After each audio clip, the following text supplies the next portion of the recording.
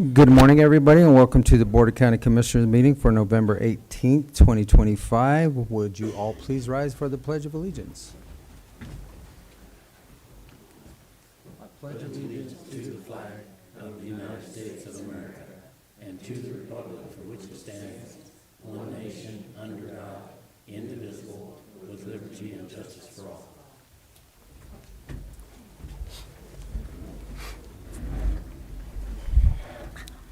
All right, again, good morning to everybody. And the first thing we have on our agenda are approval of our minutes. Do we have any additions or corrections? For any of them? Okay. I move to approve the proceedings of the Board of County Commissioners from Montezuma County held on Monday, October 27, 25 for our special meeting, and for the regular meeting on October 28, 2025 as presented. Second. It's been moved and seconded to accept the proceedings of the Board of Commissioners for October 27th, 2025 and October 28th, 2025. Is there any discussion?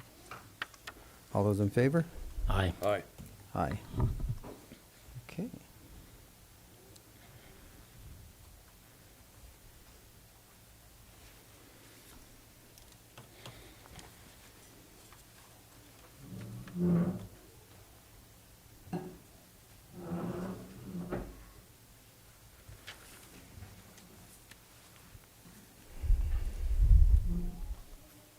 Ready? Okay.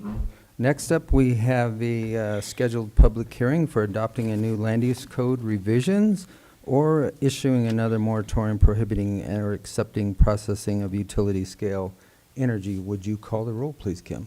Commissioner Candelaria. Here. Commissioner Lindsay. Here. Commissioner Copenhaver. Here. Administrator Anderson. Here. Attorney Tarnowski. Here. And Kim Purcell, County Clerk.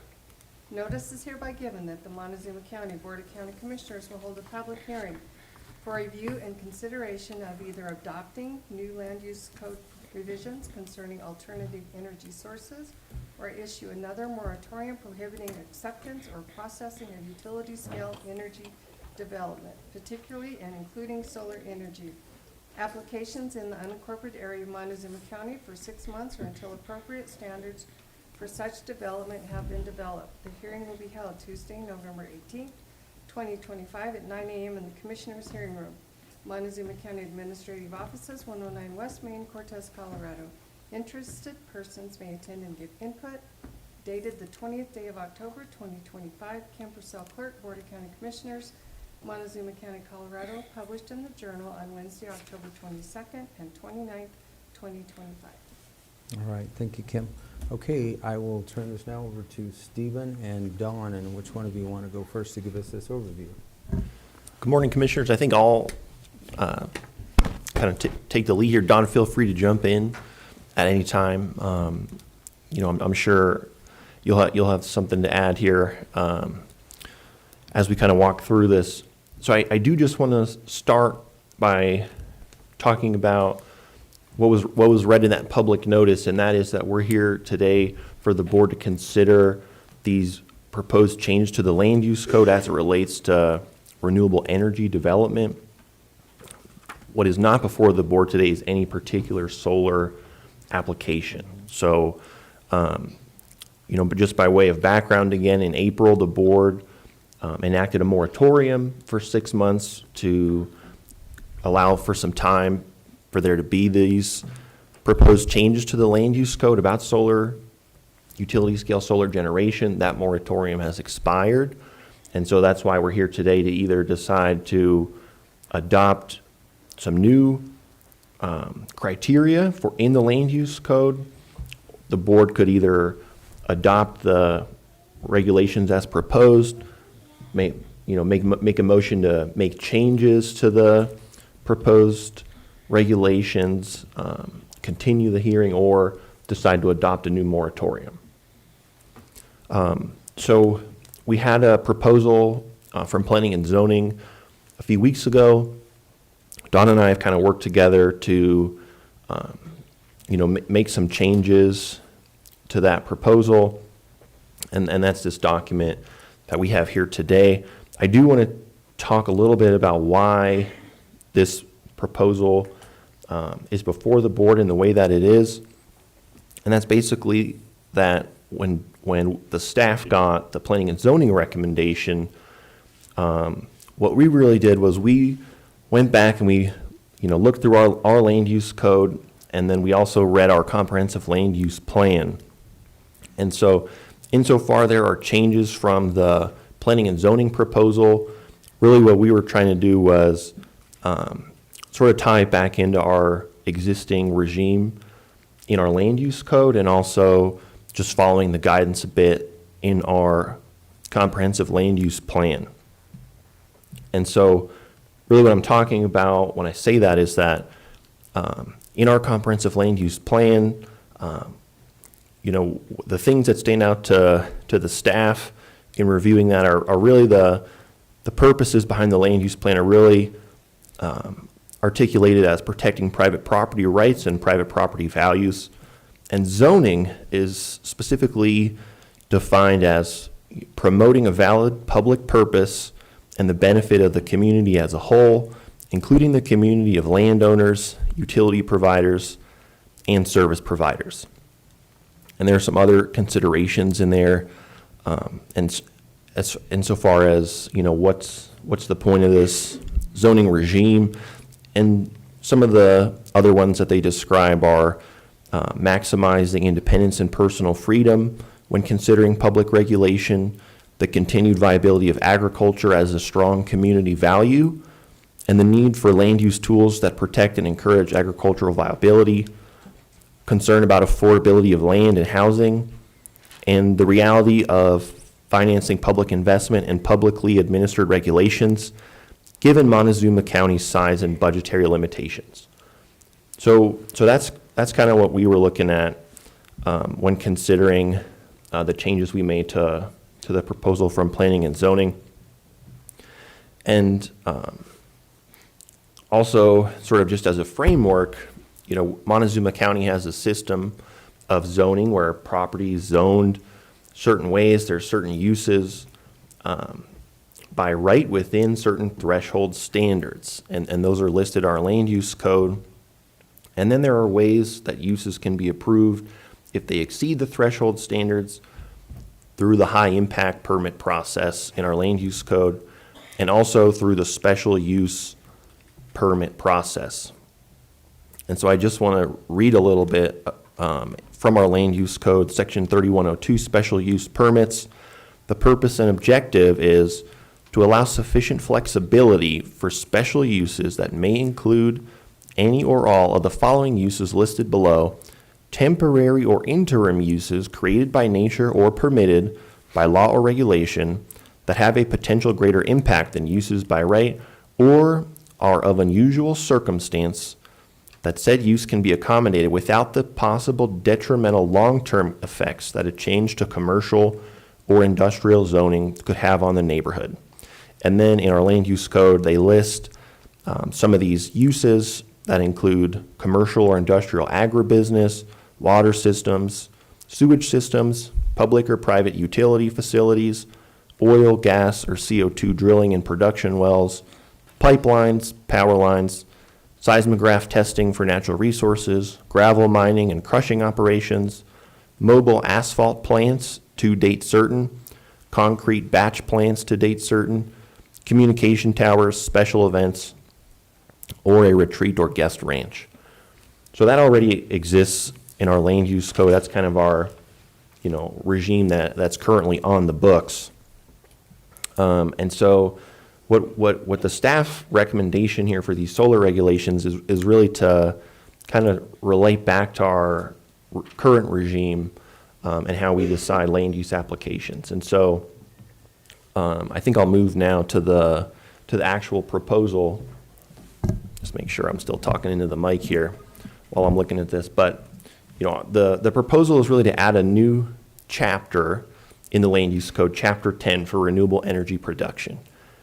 And this current proposal is really limited to these utility scale solar generating facilities. But the idea here is that, if and when it becomes appropriate to adopt more specific criteria, we have this chapter 10 in the land use code where those, future regulations could live, because there do seem to be some, specific considerations for these kind of applications. And so first we have this section about the applicability of this proposal, and it talks about what do these regulations apply to, and then what does it not apply to. And so there are some things like roof-mounted solar generation facilities that we are saying should not be sort of subject to this level of review, because they're, for private use. They're not utility scale. Same for number 2, facilities with a rated capacity of less than 100 kilowatts, occupying no more than 1/2 of the land that will be used to produce electricity to on-site uses. Community solar gardens will be subject to these regulations, as will energy generation and production facilities. Could you scroll down a bit, Travis, to number 2? And so, as for the submittal requirements, the intent here is really just to clarify that these types of projects would be subject to, kind of the normal submittal requirements of our land use code is how I would describe it. So if this type of use is proposed in commercial or industrial zoning, then the applicant would have to follow the rules in our land use code in the high impact review process to review any impacts that might exceed threshold standards. And in addition, in A80 plus, AR35 plus, and AR10 to 34 zoning, solar energy projects may apply for a special use permit. And then we have this language: agrivoltaics shall be considered by the applicant and are preferred for solar energy facilities in agricultural zoning. And so what that says is that this contemplates that utility scale energy production would be a potentially approved use subject to the special use permit process. So this is like a permissible framing similar to those other uses that I read, like gravel mines or CO2 extraction, where this is a use that you can apply for a special use permit for. And we have this language about a preference for agrivoltaics. And the reason why that is a preference is because in our discussions as a staff, it's hard to really draw too hard of lines when we're considering, regulation, because each potential project would be different. Some sites might not be suitable for agrivoltaics, and so we thought this was a sort of a good way to set this up, that we want agrivoltaics to be considered certainly in agricultural zoning. And so I think that's clear, but the way it's written here, it wouldn't be a requirement. And like I said, the thought there was just that it's hard to foresee the specific circumstances of each project. There might be all kinds of reasons why that wouldn't be a good idea. And so we just didn't want to preclude any proposal by limiting it in that way. Then we have some specific setback requirements as far as mitigation here that are specific to these types of solar projects. So we proposed this section of mitigation of visual impacts. For setbacks, that there should be a minimum of a 150-foot setback from the nearest outside wall of residential occupied structure on adjacent property. I think this was taken specifically from Mesa County's land use code, but we felt like this was, a useful hard line to draw in terms of mitigating that potential visual impact to residences that's, more than what's generally required just in our threshold standards in the land use code.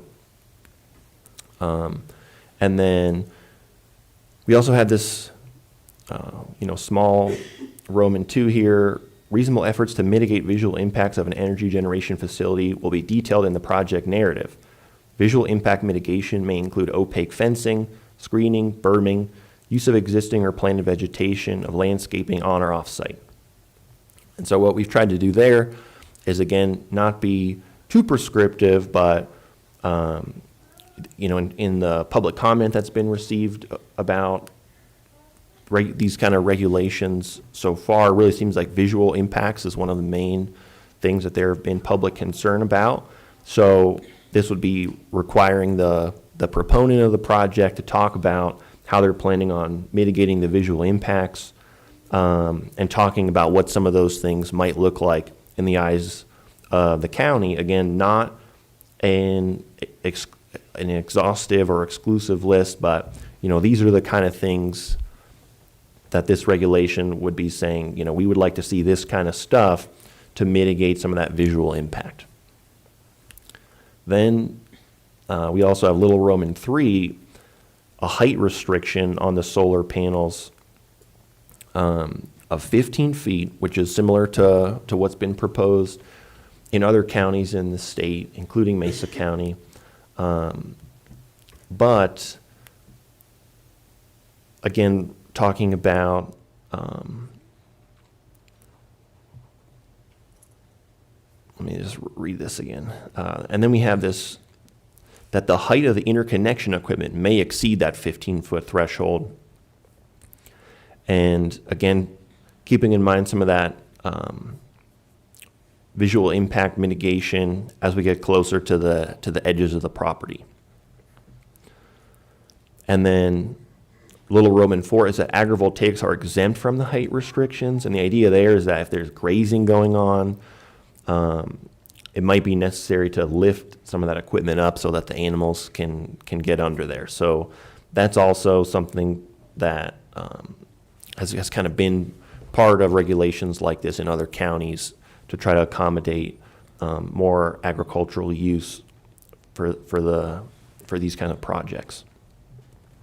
Another concern that we're trying to include some specific language about is this decommissioning of these projects, because these projects are really for a specific duration as they've been put in around the state, and so it's a reasonable concern of what's going to happen at the end of these projects. And so there's already some language in our high impact permit review process in 2202.5 mitigation plan, but we wanted to clarify that applicants for renewable energy facilities will include a detailed decommissioning plan for management and removal of equipment, mounting systems, above and underground utilities, equipment, and facilities as follows.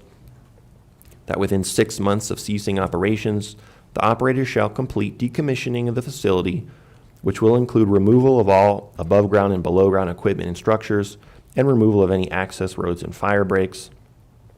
Number 2, any equipment that cannot be recycled shall be properly disposed of in accordance with all state and federal regulations. Number 3, the site shall be revegetated in accordance with the property owner's specifications. So again, the goal here is that these are really temporary uses, and that the property should essentially be returned to some kind of prior state that it existed in. And I think this was a little less specific than the guidance that was recommended from P&Z.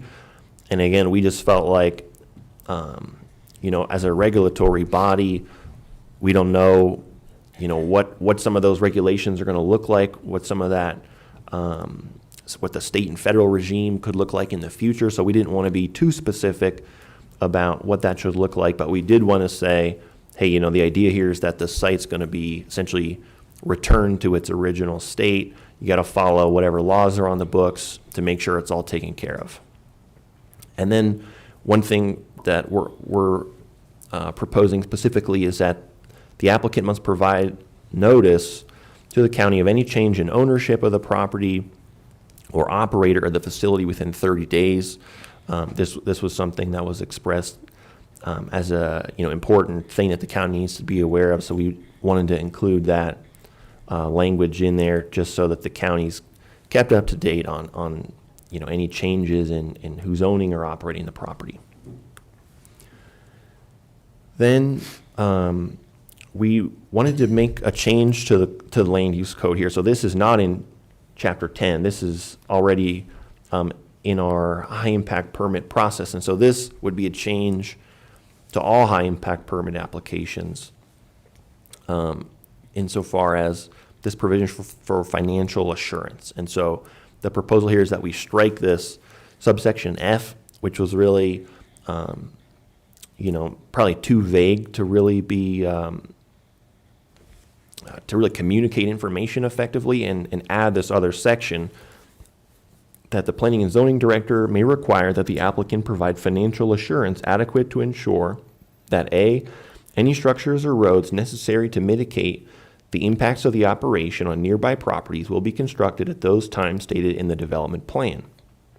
And that B, any actions required to remove equipment, structures, or roads, or to otherwise rehabilitate the site after the end of specified operations will be taken at those times stated in any related condition attached to construction, operation, or mitigation plan.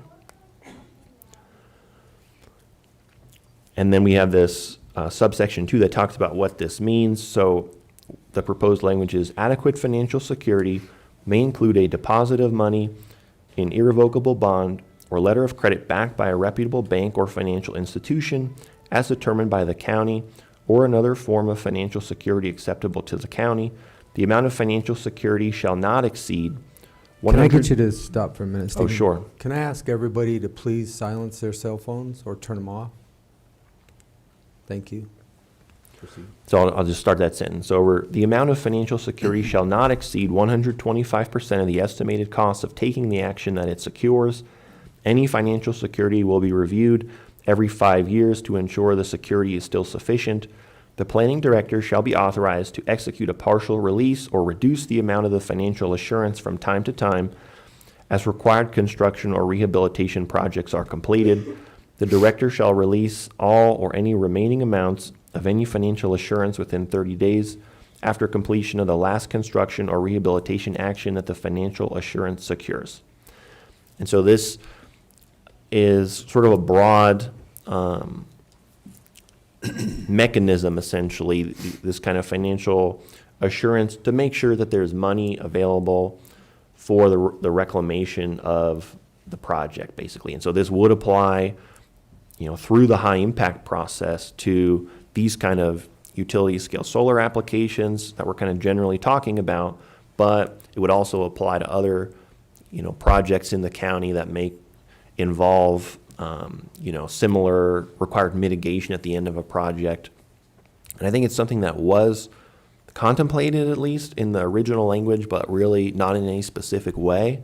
And so we wanted to really flesh this out a little bit and just make it a little more clear that this was something that's clearly contemplated by the high impact permit process, so that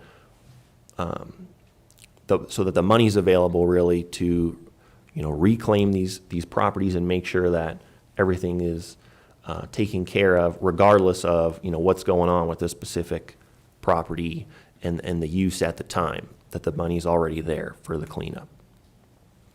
And so that's, Travis, I think that's the end of our proposal there. So again, our intent was really to maybe do less with more, really relate back to our existing regime, include some specific considerations where appropriate for this type of specific use.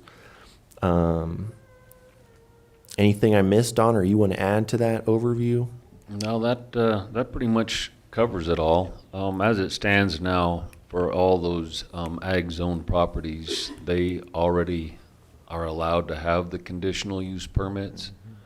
So that's not giving or taking anything away from ag land. It already exists in our land use code, which covers special use permits, high impact permits. That way we're not trying to rezone the whole county for a special use such as this.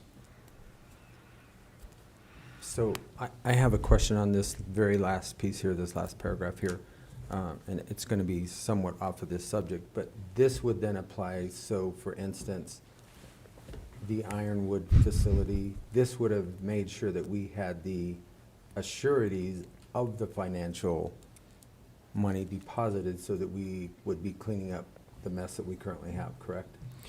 That's the idea that, right, Okay. any kind of commercial operation that would require some kind of mitigation or reclamation of the property through the application process, the planning department would have that conversation with the applicant, okay, what's your mitigation plan for your use? And so if it's something like a lumber operation, they would have to submit a plan about, okay, here's how we're going to mitigate the waste that's created on the property.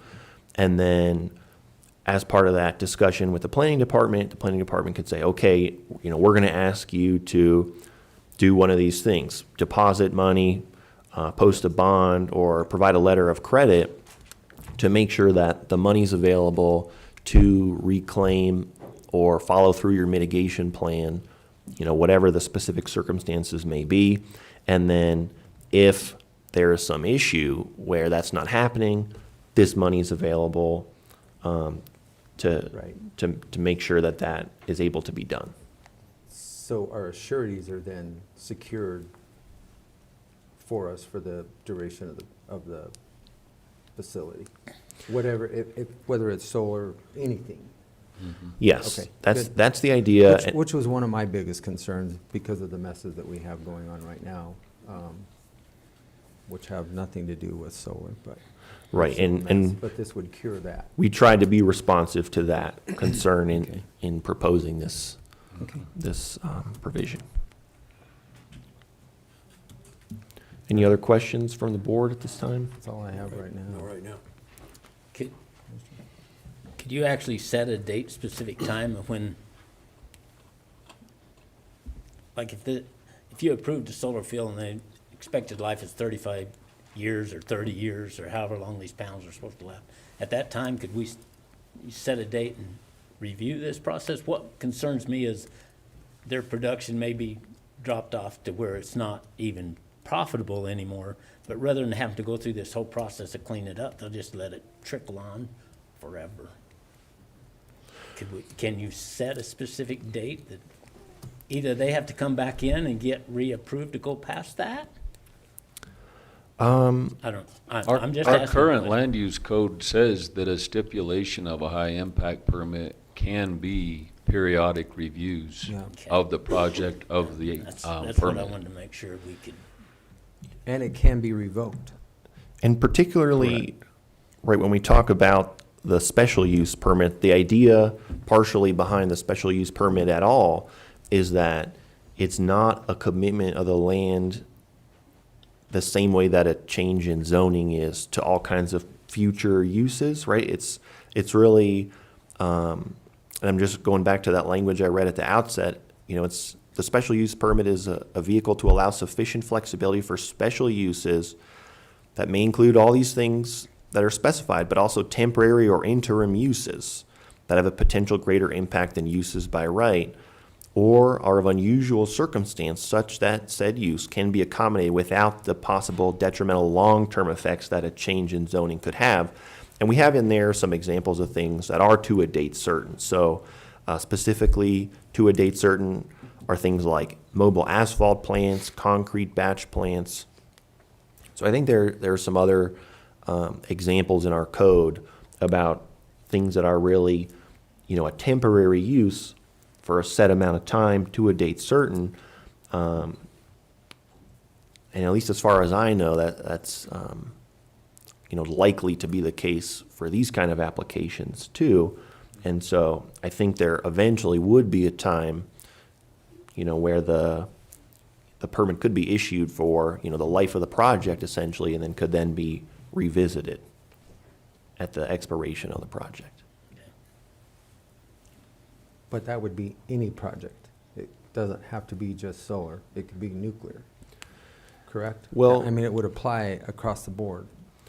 Yeah, that's more just a function of our special use permit Correct. process. And so, right, it wouldn't necessarily have to be an energy generation project. This is just talking about, these kind of, like one I always come back to is like the gravel mines, right?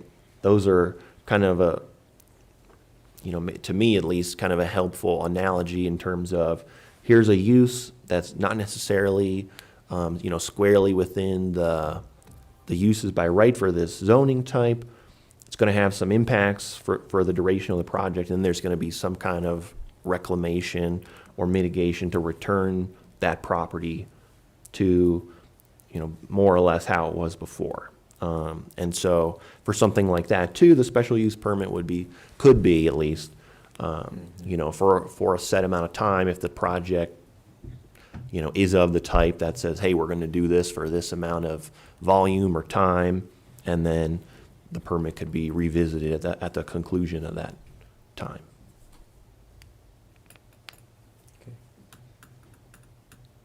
Anything else to add? No, that pretty much sums it all up. Questions, commissioners? That's all I got right now. Okay. Well, then, at this time, I will open up this application for public comment. But before we do that, the rules of decorum will be strictly enforced. Outbursts and interruptions from any person in the hearing room, including shouting, clapping, booing, laughing, or other reactions to the proceedings, are prohibited. Any comments from the public shall only be made by the person who are residents of Montezuma County, who have been recognized by the chair, who are speaking into the microphone, and only after they have stated their name and address for the record. Each person will have 3 minutes to comment. We will do this for the first 30 minutes. After 30 minutes, we will revert to 2 minutes. No speaker may yield their part or any of their time to another, and comments shall be made to the board. And with that, the public comment session for this application, for this public hearing is open. Good morning. I'm Eleanor McFarland, 18405 Road P.2 in Cortez. It's good to find you've addressed some items like fencing, visual impact, site plan decommissioning, and utility interconnection that have been missing in our current land use code. It's a good start, but the document still is incomplete. Therefore, I'd like to make some recommendations for items to add regarding solar energy. First is wildfire prevention and safety measures. They have a very brief mention along with vegetation within the current land use code in chapters 2 and 3, and it's covered very well within chapter 5 related to subdivisions. When it comes to large-scale or utility-scale solar facilities, we're looking at far more acreage than most subdivisions will ever have, and wildfires should not be overlooked. It deserves at least the same in-depth coverage as subdivisions because of current drought conditions and related events this past summer over and above past years. Montezuma County was fortunate this year to not have to deal with the kinds of emergencies that our neighboring counties experienced, but the subject should not be left out of our land use code where solar facilities are concerned. Wildlife has a small reference in the current version of the Montezuma County Land Use Code. Wildlife and wildfire were some of the most frequently mentioned concerns put before the Planning and Zoning Commissioners at the public hearing last July. It would be reassuring if you were to address wildlife concerns as carefully as it is in the Mesa County Land Development Code, or you might refer to the NRCS fact sheet on conservation considerations for solar farms for guidance. You could also take note of the NRCS guidelines in the above-mentioned fact sheet for vegetation management, even if you don't look at another source. There are good recommendations for establishment and maintenance of perennial vegetation at solar facilities that would enhance this document. And with new land use code revisions like those before us, unintended loopholes can emerge. This was seen before with the language found in Resolution 2, 2015. In item 2B of the planned land use code additions pertaining to agrivoltaics, it can be implied that as long as agrivoltaics are part of the project plan, approval is more likely or maybe even automatic. Do you really mean that? Thank you for the opportunity to speak with you today. Please extend the moratorium to further refine the Montezuma County Land Use Code additions regarding solar facilities and address other renewable energies like hydrogen, geothermal, and nuclear as well. Thank you. Thank you. Next. Hello. Hello. Elise Goggin, 13545, Road 32.4, Mancus. Thanks for the opportunity to comment today. I reviewed the planned land use code additions. We reviewed them again today. And overall, I believe them to be reasonable. I do have a few relatively minor comments related to the specific content that I will get to at the end of my comment if time allows. Otherwise, I'll hand you this document. I will say Mr. Tarnowski did address a couple of those, so I was glad to hear some of his thoughts. My concern at this time is how the updated land use code will be interpreted by the Planning and Zoning Board, as well as the Board of County Commissioners. I am concerned because the last proposal for utility scale solar was recommended for denial, not because it did not meet the requirements of our current land use code, but because of an apparent fundamental misunderstanding of the permitting process by the Planning and Zoning Commission. To quote Commissioner Lynch, he stated, "I believe this application should be denied because there is no rezoning application included." This statement contradicts the stated purpose of the special use permits as defined in section 3102, which I have written here, but Mr. Tarnowski already went through that, so I'm not gonna bore you with that again. The rationale provided by Commissioner Lynch implied that it is this county's desire to spot zone rather than use special use and high impact permits to allow for sufficient flexibility in our code. Because the recommended additions to the code also require special use and high impact permits, which I agree with, I fear that if this misunderstanding goes unaddressed, this update will result in the denial of all future utility scale solar developments proposed on agricultural zone land. I understand the P&Z commissioners are volunteers, but we need to set them up for success to make sure they aren't making decisions that could increase the risk of litigation brought upon our county, further straining our limited financial resources. It should also be noted that the previous proposal, recommended for denial in May of this year, addressed most, if not all, of the new requirements outlined in the draft additions. This includes setback distances, mitigation of visual impact, solar panel height, preferences for agrivoltaics, and the decommissioning plan with financial security. The bottom line is that we had an excellent proposal submitted 6 months ago, and nothing we have come up with during this moratorium addresses the reason for the recommendation to deny. At this time, I'd like to ask the BOCC to consider what we are gaining by continuing the moratorium. Nothing in the proposed revisions is earth-shattering, and the intent behind the changes is in line with our current threshold standards and code. At this point, no company with hopes of building in our county would go through the effort to bring a proposal forward that does not meet these draft revisions. I do believe we need to fine-tune the additions and ultimately make them more comprehensive. But right now, we need to open the door to bring in this revenue stream. So I ask that if you need to approve these codes with minor revisions, I have them listed here, some recommendations. Thank you. Thank you. Next.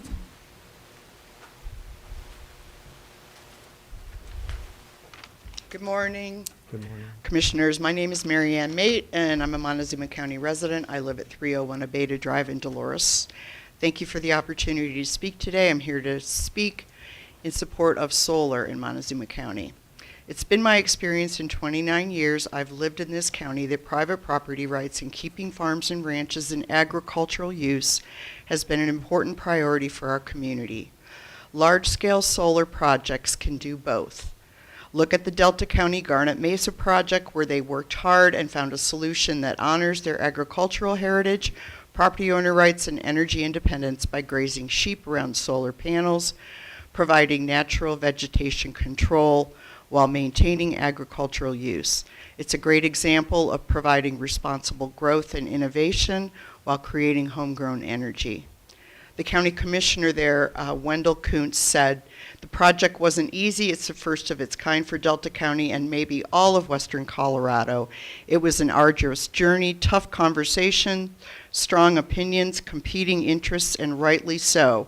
The important thing is," he said, "we listened. We rolled up our sleeves and did the hard work. We sought a solution that would respect our way of life, protect our local values, and still allow us to play a role in Colorado's energy future. This is just one example, and there are many others. Continuing the moratorium is not the answer. Be the leaders we need. We can find a solution here in Montezuma County. With the current economic challenges the county faces, consider the economic impacts. The Canyonland Solar Project, for example, would provide our county with an estimated $250,000 per year in revenue, according to the county assessor. This and other large-scale solar projects could provide much-needed revenue, energy independence, and stabilize costs, impacting all of our monthly energy bills. I urge you to vote in favor of solar in Montezuma County. Thank you. Thank you. Next. My name is Adriana Stymax. I live at 883 Bauer Avenue in Memphis, Colorado, and I appreciate the time to speak to you today and to be heard. I'm speaking today in favor of having a utility-wide solar project in the county. I think that the uncertainty in our future, both financially and energy-wise, as we progress into more unknown times, this is one path that we would be able to bring more revenue into the county at a lower environmental risk, and also while maintaining the values that we hold dear as a county, as a rural community.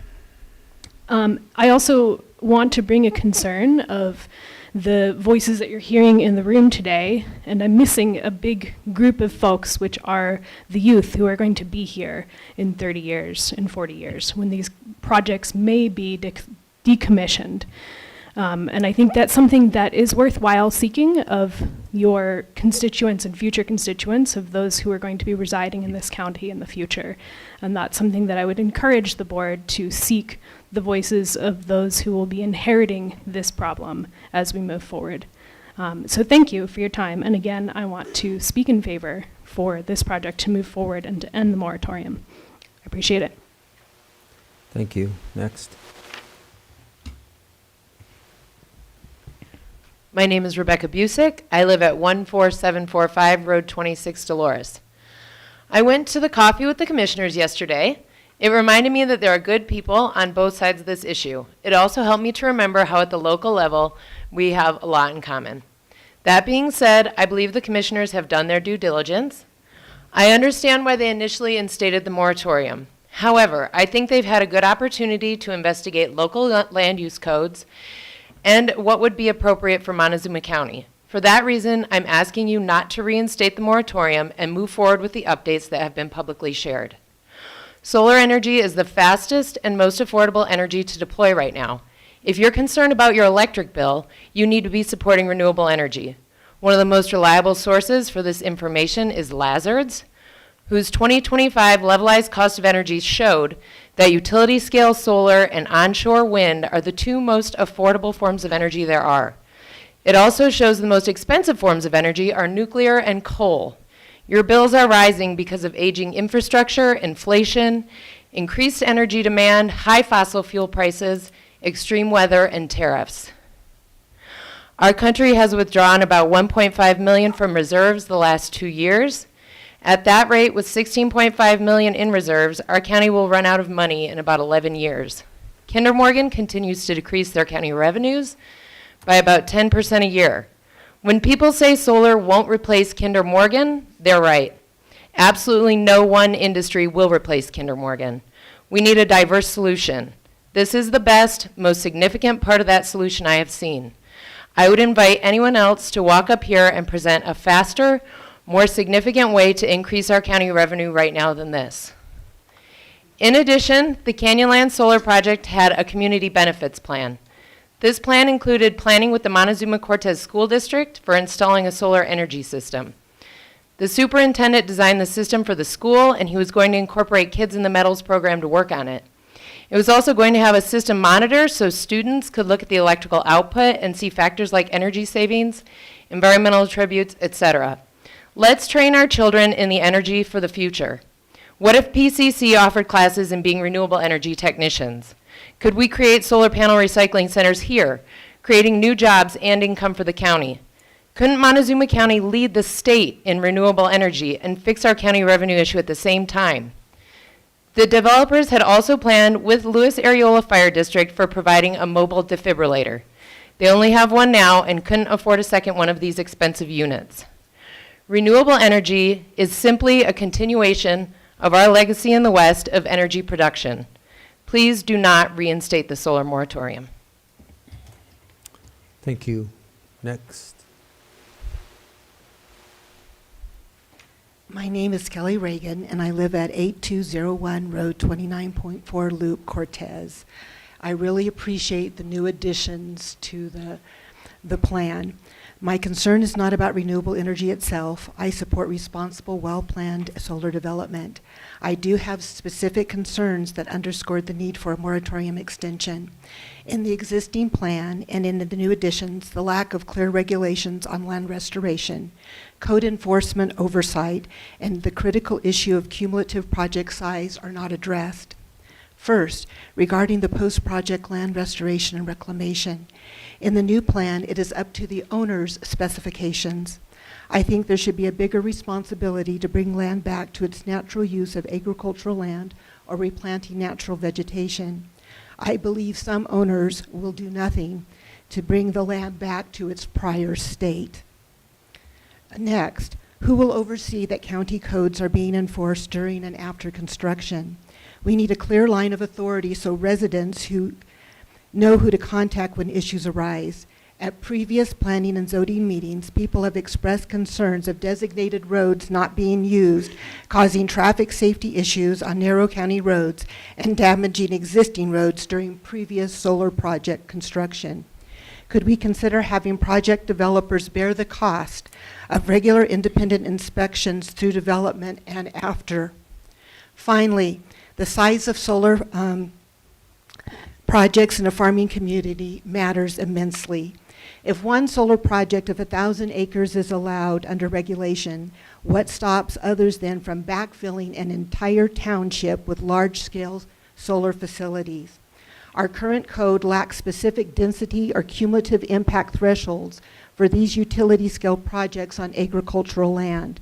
The updated code needs to address this directly, potentially through zoning restrictions or caps to protect the overall character and long-term agriculture viability of our county.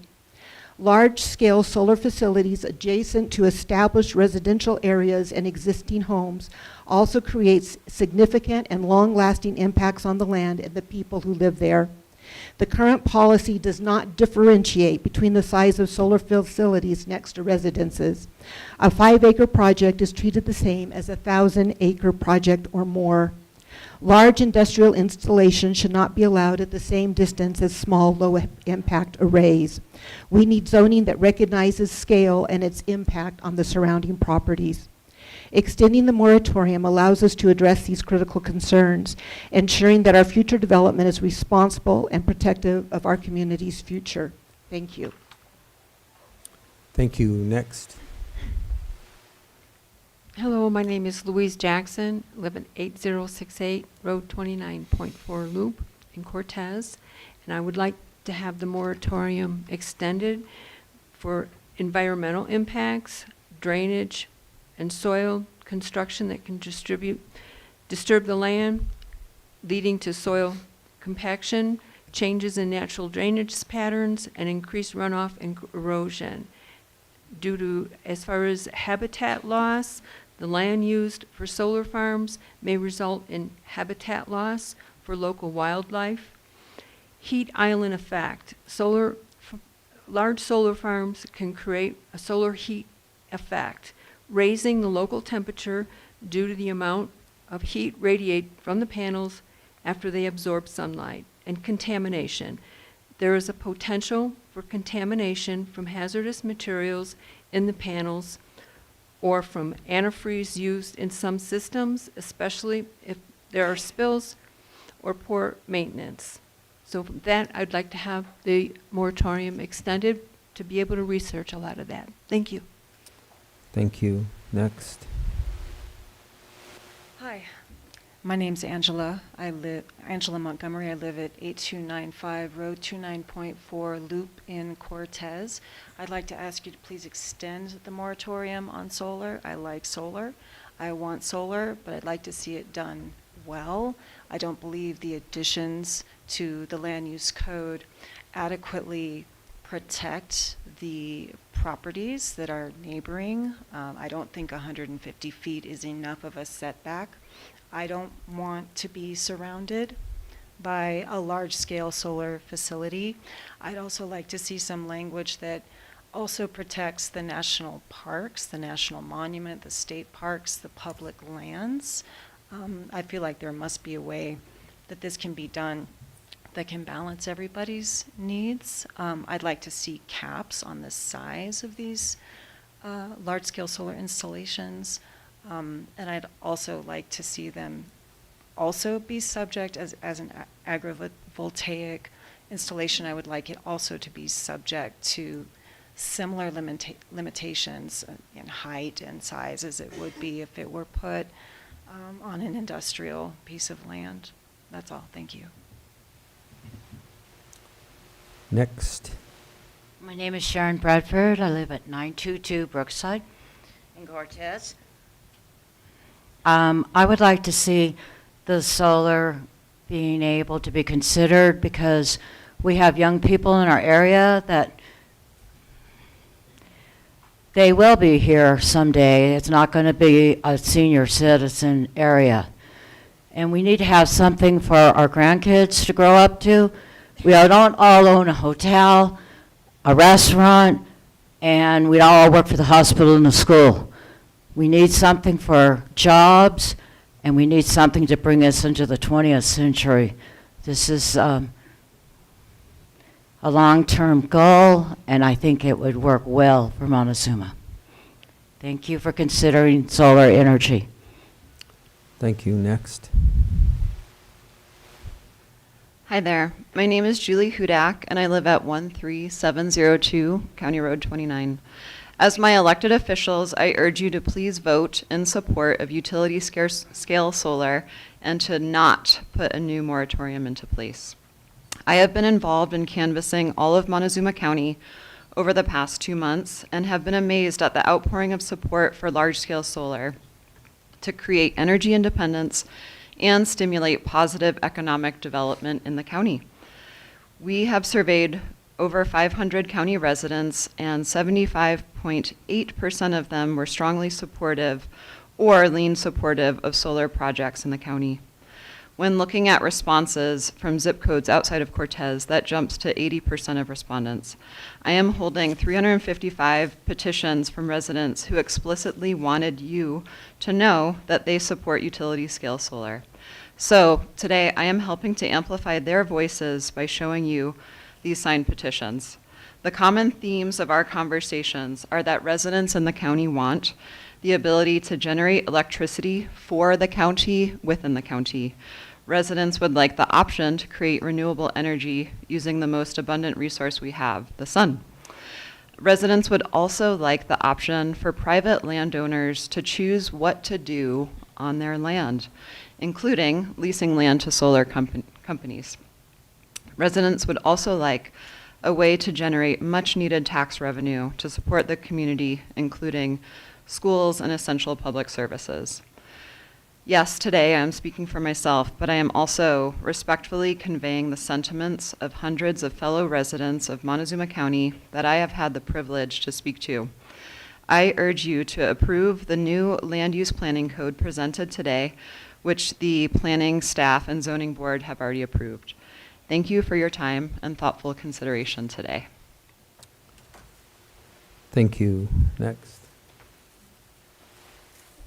Hello, my name is Kate Bennett. I live at 22944 Road W.5 in Lewis. I come to you here today firstly to thank you for your transparency over the last few months. Probably not an unfamiliar face as I've been in a number of meetings speaking about solar, working with Julie. You all have been very transparent with us about the challenges facing our county, the challenges to our energy grid, the challenges to our finance, the possibility of Kinder Morgan eventually moving out, their decreased productivity, and how much revenue they bring to our county. So when considering the new land use codes, I believe it's in the best interest of the entire county, regardless of what you decide on those codes, to not put a new solar moratorium in place. Even if the codes need revision, refinement, more hearings, more discussion, right? We've been without a ban for the last month, and a solar project has not just randomly appeared, right, and would not do so. Each application would need to be considered by you.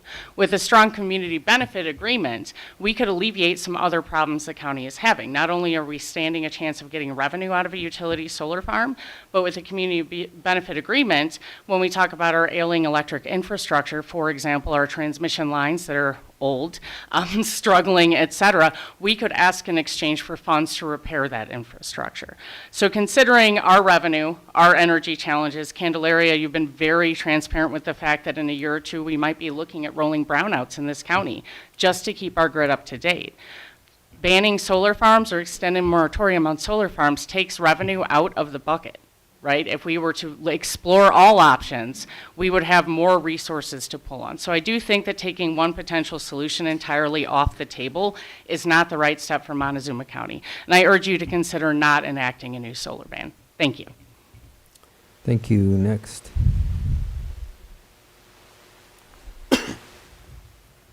Hi, my name is Bob Wagoner. I live here in town, 1206 South Madison Street.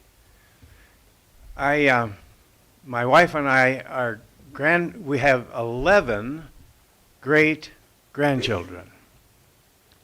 Yeah, that's right, 11. I have a spreadsheet that I keep track. And both of us actually are profoundly concerned about climate change and what the world is going to look like when these 11 grandchildren are adults. The science supporting and explaining climate change is indisputable. You can deny it if you want, but the facts are that the climate is changing and it's caused by burning fossil fuels. So I'm here to say, don't extend the moratorium. Let's encourage solar energy here in Montezuma County, and that way we can all do our part to prevent climate change from being a calamity. Thank you. Thank you. Next. Good morning. My name is Scott Calhoun. I live at 306 North Market. I've been a resident of the county now for 11 years. I'm just a farm kid from upstate New York. That family farm is still there. It's a tenth of the size it was and has been slowly changed over the years into housing. Had my grandfather had the ability to switch gears, and my uncles, to switch gears and to do something else, they would have. Everything I wanted to say this morning, people have already said, kind of both sides of the issue. I want to bring more of a, this is how I feel about it. Our county needs to do something to make up for the financial shortfall. If it's going to be mineral extraction, that earth is changed forever. If it's going to be timber, we've already run up against issues with timber processing, right? I like the codes as they're written. I like the comments that other things could be added to the code. But what I really want to be heard of is, I think our county needs to be more forward-thinking. Just the fact that we all get to meet here and share our opinions, I think is really wonderful. I've never spoken out ever in my life in a public setting like this. But I was taught years ago that I should be a steward of this earth. And I really believe that solar is part of that. I'm a huge proponent of agrivoltaics. The examples globally of how land can be used in combination to utility scale solar along with farming is, we could go on and on and on with a PowerPoint about all of those projects. Some of those even here in this state. So I'm not going to add any more specifics, talk about laws, or add statistics, but if I had all those acres back,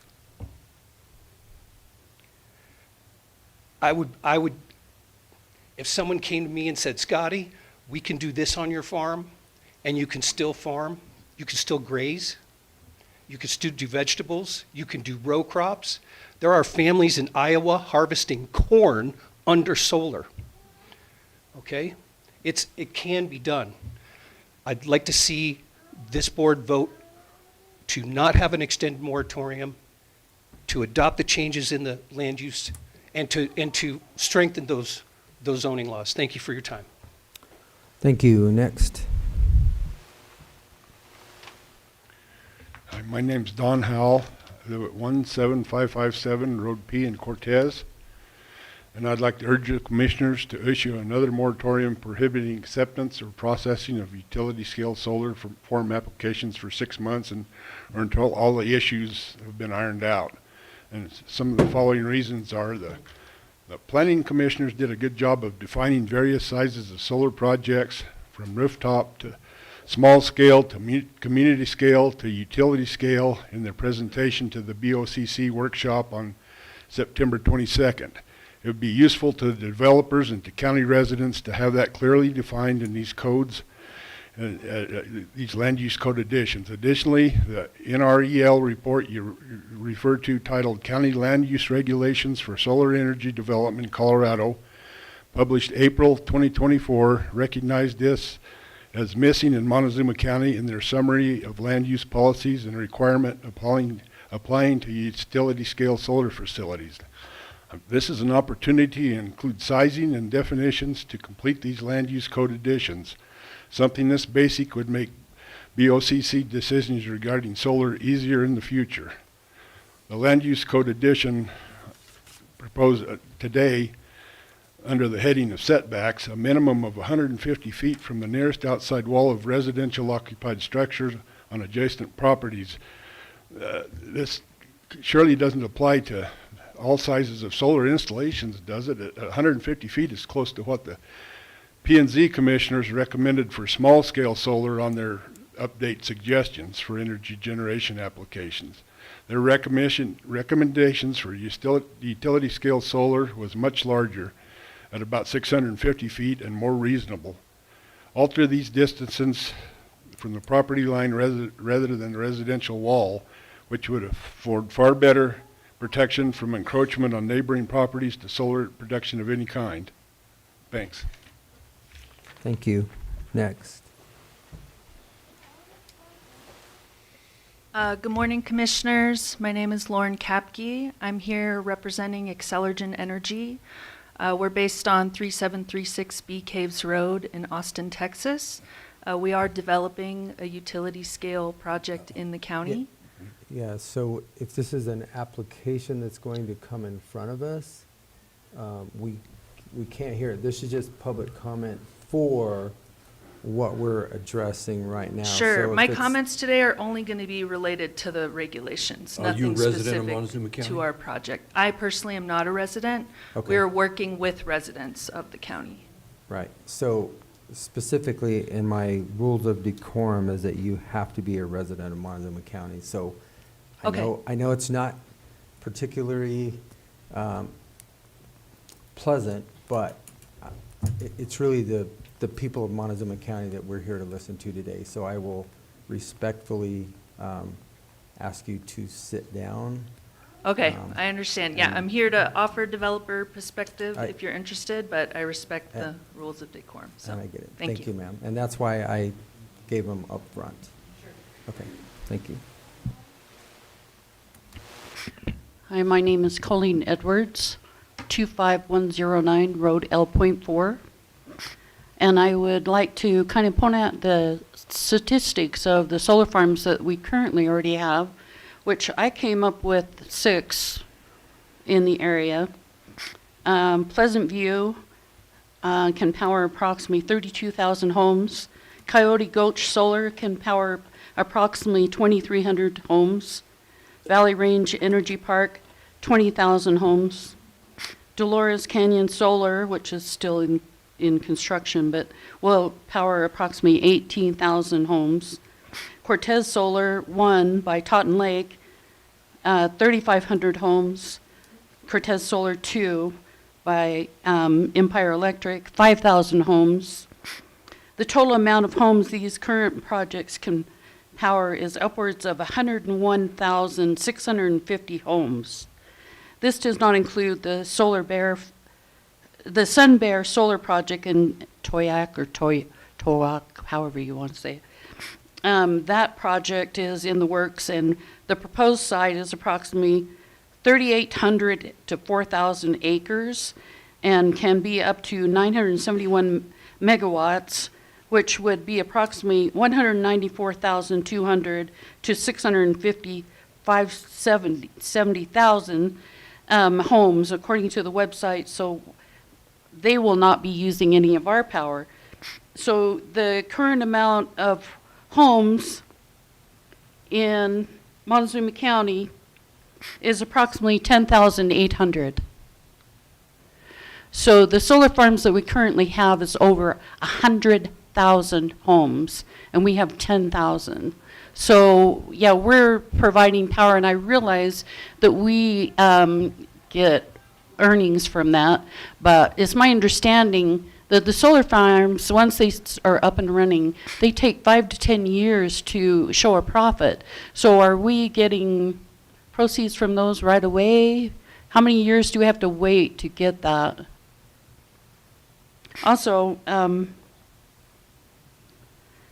they really, you know, the small projects like the gentleman before me spoke, the large, humongous projects should have a further distance between residential and the huge solar farms.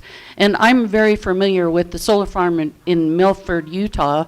I passed it countless times, and I have never seen any sheep or any kind of animals on that. It's fenced off, so how are they getting in there?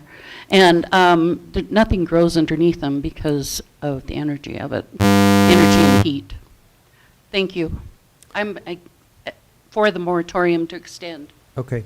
Thank you, ma'am. Before I ask the next person to come up, we will change the clock to 2 minutes. I'm actually a little bit behind time here. It's at 10:07. We started at 9:32. So we'll go to 2 minutes now. You ready? And with that, next, please. Thank you very much for the opportunity. My name is Alan Mays, 21693 County Road 21. And I do appreciate the fact that we have this opportunity, all of us here. The land use code was developed over a long period of time. It took a lot of effort. And so I think Chapter 10, if that's what's being looked at here, it does need to be really researched and improved. So I want to say first off, I am in favor of a moratorium because I think there are too many questions still to be answered. I went through taking notes as the attorney was giving what the proposal is, and I'm not sure that, yeah, it all sounds good, but nothing has been put into a test. Mesa County put theirs in, and they've maybe put a project in, but nothing has been tested. The amounts of money that we're talking about for security, we have no idea how much money we're going to need for that. And so when it comes right down to it, these companies could just say, well, sorry folks, but we're out of here. And so I think there needs to be more time spent in research and conversation and with the citizens. I think this is great that we have a citizen public hearing, but I think there needs to be more. This small group that's here today will go out and talk to their neighbors. But I want to tell you something real quick, a short story. My family has been here since the 1890s. I live on that property still. And when I look down valley towards Goodman Point, the Ute Mountain, Yellow Jacket Canyon, I'm seeing some development, but I do not want to see reflection coming back at me. I've talked to this commission before regarding subdivisions. The property next to me has been divided up into 40 acres, but even those I don't want to see chunked up any more than that. So thank you very much for your time. Appreciate it. Thank you. Next.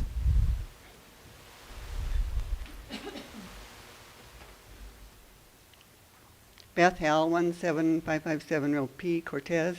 I would like to address agrivoltaics in Section 2.B of Planned Land Use Code, Additions 11.11.2025. Just saying agrivoltaics, which is not easy for me to say, are preferred for solar energy facilities, and ag zoning is too broad of a statement.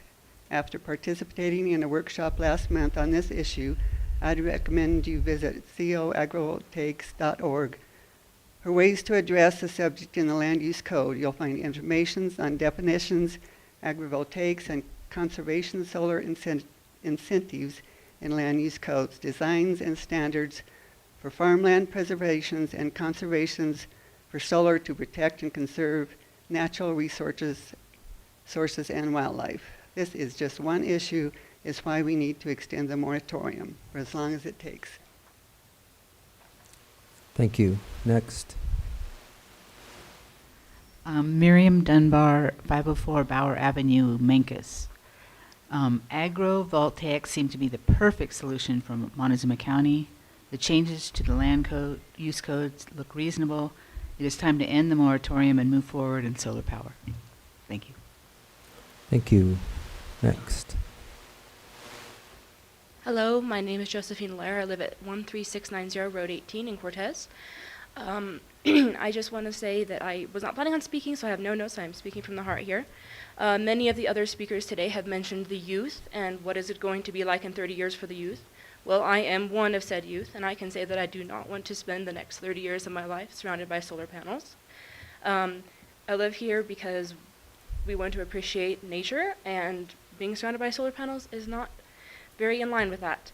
I think that 150 feet is far too close to a residential area for a solar panel farm. I think that definitely there should be some verbiage in the planning and zoning regulations about how big a farm can be. I also would like to say that I appreciate the chance for having to speak, and I don't really know as much as many of the other people, but I would like to express that there are many youth of today that would like to continue on the traditional ways of using the land in a agricultural and natural manner and not filling it with a lot of electronic panels. Thank you very much. Thank you. Next. Hello, good morning. My name is Elizabeth Wilson. I live at 13690 Road 18 in Cortez. Many of the things I was going to mention have been covered. I guess I'd just like to kind of highlight I am in favor of extending the moratorium. I think there's a lot of issues. This has been going on all summer. There's been workshops held. Many of the things that came forward out of planning and zoning, there was documents, there was recommendations. None of that is reflected in this chapter 10. As far as facility size, descriptions of, it's frequently been mentioned, the NREL, website that Montezuma County does not have, definitions for much of this. None of that has been dealt with in this chapter 10 addition to the land use code. So I guess I would like to say, please extend the moratorium, get out the pen and paper, take these documents that the planning and zoning that came out of that September workshop, and really we need to see some of that. I appreciate that Mr. Kopenhofer, I believe, brought up, what do we have that protection built in? What are these companies, how are they going to be held accountable to make sure that reclamation is appropriately handled? I've lived here all my life. I'm a farmer. I do farmers market. This is my livelihood. I'm for solar. I have solar panels. I'm not anti-solar, but industrial scale is very different. Again, NRELs, to speak to the distance, their typical, I believe, is somewhere around 800 feet or at least 650. If you look at some of the other counties that do have verbiage speaking to that, 150 feet is, to me, nowhere near adequate. So if we're going to put numbers in there, they need to be, good numbers. So yeah, I guess with that, have a good morning. Thanks for allowing us to speak. And please Thank you. Next. Yes, my name is Myra Kay. I live at 145 Bower in Mancos, Colorado. I have been a rancher and farmer for the majority of my life. I'm now retired. I have 4 grandchildren. And as the young lady said, I would prefer that my children grow up in an agricultural, natural state. And I am for postponing the decision and continuing with the moratorium. I'm especially concerned about what the lady just mentioned, and that is the reclamation. Those people need to be held specifically responsible for how they deconstruct if they suddenly leave, or even if it over a long period of time. I also do not believe that large installations are the way to go. If people, as you said, I am totally for solar and wind power, but not where it destroys our habitat. And I believe such a large installation will do that. Thank you for listening. Thank you. Next. Good morning. I'm Tamara Hamilton, 12330 Road 33.75.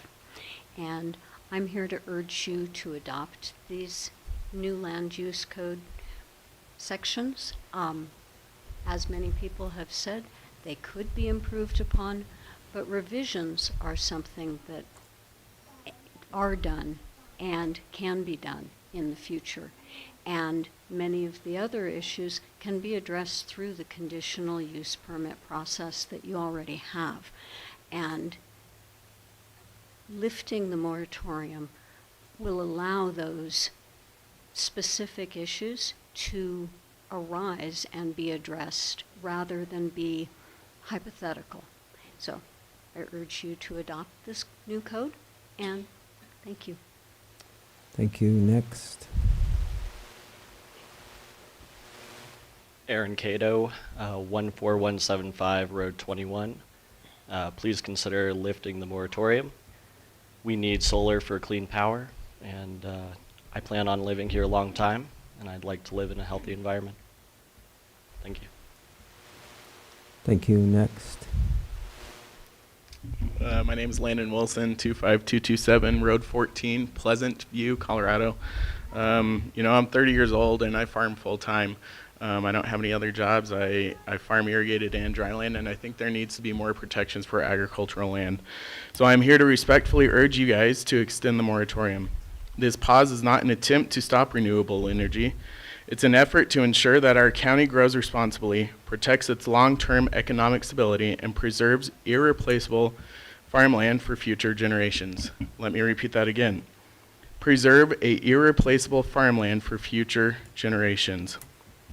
Agricultural land is the county's most valuable resource. Once it is converted, it's almost never recovered. The decisions made now will shape our food security, our landscape, and the character of this county for decades. An extension of the moratorium would allow us the necessary time to develop stronger land use codes, policies, understand cumulative impacts, and ensure that renewable energy projects are sited where they provide the most benefit with the least harm. Many residents support renewable energy, but they also want thoughtful planning that prevents the large-scale loss of productive farmland, protects rural communities, and avoids conflicts with existing agricultural operations. I urge the Commission to give this issue the careful consideration it deserves by extending the moratorium until clear protective guidelines are enacted. Thank you. Thank you. Next.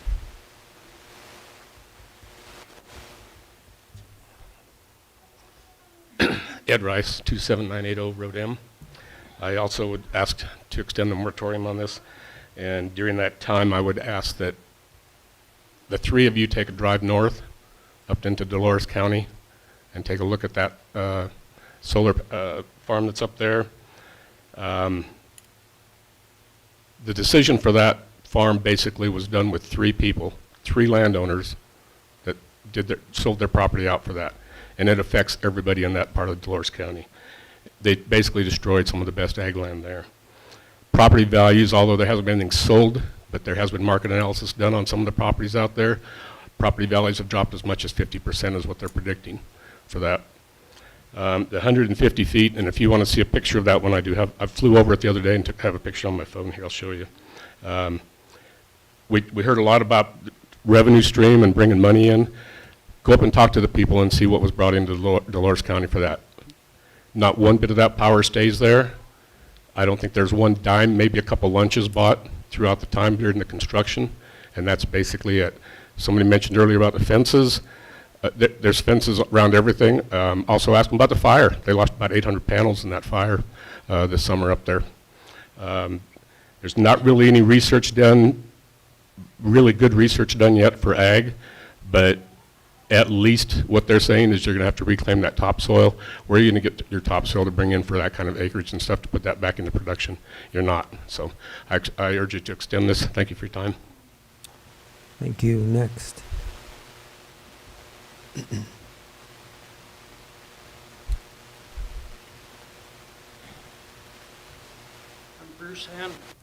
I'm Bruce Anderson at 26625 Road 14, Pleasant View. I'm not for solar. I'd like the moratorium extended. Colorado has lost 1.6 million acres between 2017 and 2022 of ag land to non-ag development. They lead the nation in that respect. Solar takes up too much land, and if a solar farm is going to come in on a industrial scale, they need a bond right up front, just like the mining companies, that's paid into constantly to more than cover the land reclamation if one comes in. Because if that's not there, they can spin that solar farm into its own company, and when the revenue dries up, when that solar farm is non-functional anymore, they're bankrupt and they can just walk away. I've seen it happen, and I believe that's what they'll do. But thank you. Thank you. Next.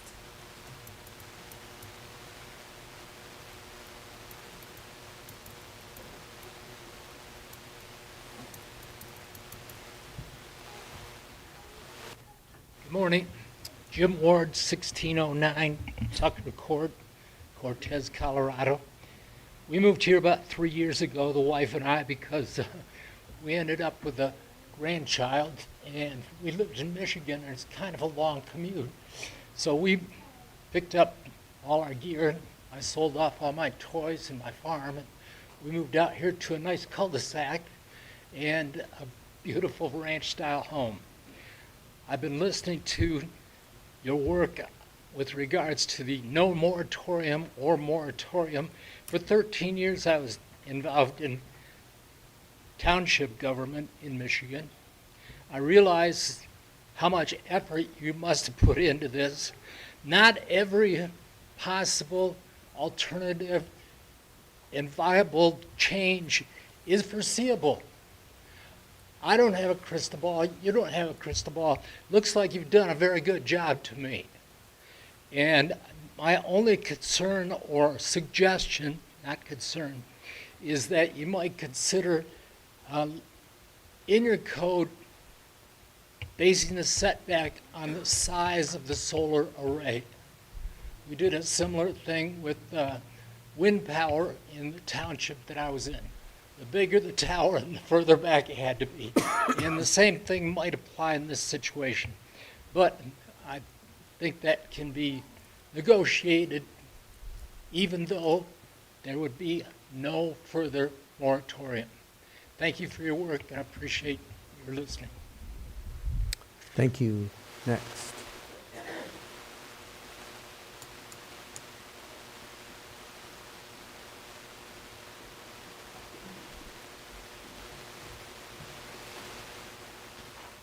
Good morning. I'm Jessica Cowan. I live at 1812 Rampart Street here in Cortez. I urge you to end the moratorium. And I agree with some of the folks on the other side of this debate with what they've said.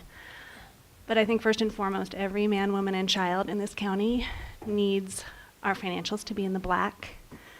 And y'all know that we cannot spend $1.3 to $1.5 million that we do not have every year and maintain quality of life in this county. So we need our leadership to find solutions, and there are probably a lot of different solutions. There's not one solution. But some of that has to be identifying industry and businesses that we can live with. I also think that we need this council and planning and zoning to stand up for this county. So when I say end the moratorium, I'm not saying let big industry come in here and do whatever they want. You can require decommissioning from day one. You can put it in writing. I think this county would expect you to do that, with or without planning and zoning requirements. You can require companies to do road maintenance and upgrades. And you can also determine where this development can happen that we can live with. And that has to do with listening to neighbors and thinking about siting. So my feeling is that this county has a lot of power, and we need to harness that while saying yes to business so that we can move forward now. Whereas if we continue to pause, we continue to run in the red. So I'm asking you to sort of take that step for leadership, to have a lot of spine when it comes to negotiating with big companies, and to generate our tax revenue while giving us clean energy. We have been generating power in this county for a long time, and we can continue to do that in the current and new economy. I think we should take that leadership role. But I guess it's also fair to say, that all of that ag land that we have been losing in Colorado, I'm running out of time. Thank you for your time. Thank you. Next.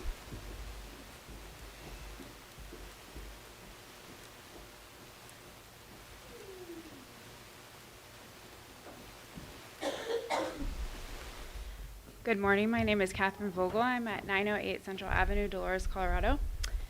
I want to echo the last two sentiments I heard.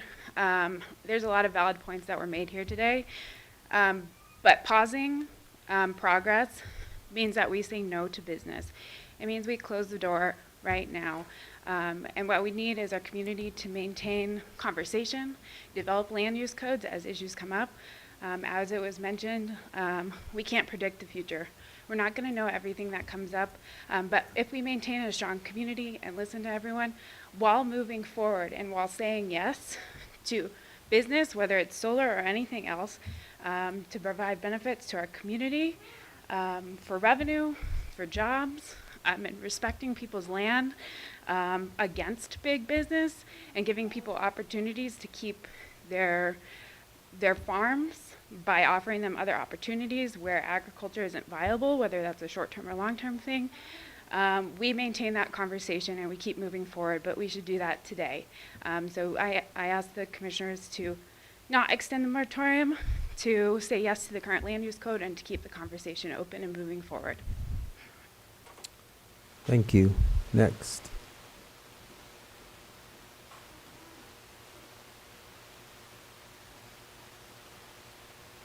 Okay. Seeing no further public comment, I'll close the public comment session of this public hearing for today, and we can bring it back to the commissioners. I do need to wait for our attorney to come back in the room, though.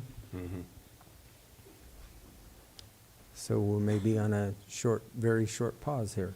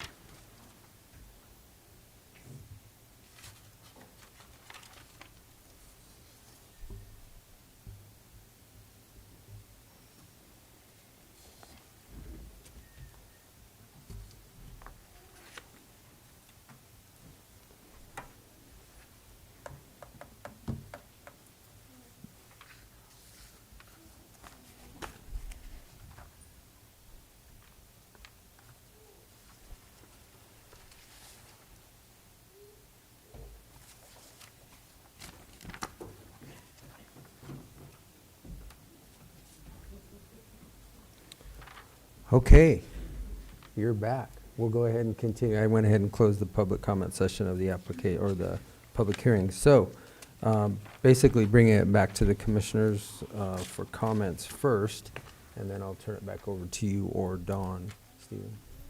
So, questions for staff at all, commissioners? For staff. Okay. Gerald, do you have anything?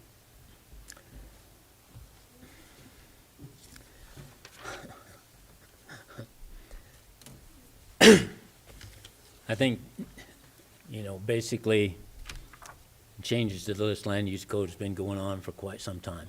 I sat on the group when we developed our comprehensive land use plan a long time ago. Our intent with a special use permit at that time was for those things that were like our attorney explained, those things that weren't everywhere in our county. They were specific places, like a gravel. We could issue a special use permit because that was only in that area. And it was for a time-dated period of time. Same way with oil wells. You can only drill, or CO2, whatever, where that product is. That's what we developed that special use permit for those. My problem is, to me, you could put solar anywhere in this county. It's not a specific place. I guess that's one thing that bothers me a little bit, that we're given a special pass to this industry. And it's not, that's my problem with the whole process right now. And because it's like we're given a special permission for this group to do something anywhere in this county. That's my only problem. And I guess it bothers me because to me, what does our zoning mean if we're going to do this? Because most people that have moved out into the county and bought places out there, they know that all the land around them is zoned ag. And I understand, but that by doing this special use, at some point it's going to go back to ag. But I still think part of the problem is the state says we have to tax this as ag land. And to me, that's not the primary use. The primary use is going to be to generate electricity. It's an industry. We should be taxing that as industrial property, and that the state won't let us. We tax it as ag. So other than the production of what money we get back from the production of the product, that's the only income this county will get from this product that's going to change. So it makes for some real issues, because people in here yesterday was talking about, at our coffee with the commissioners, was talking about a 5-mile moratorium from Mesa Verde. Well, they have solar panels right by the entrance as you drive in. So does that make any sense? It doesn't make any sense to me. I mean, I'm not against the solar deal. I just don't like giving special passes to something that could be anywhere in this county. I think it should. But I also don't want to restrict somebody's use of their land. And it's hard to make it in agriculture. There's some of it that's not profitable to be doing other things with. It's just not.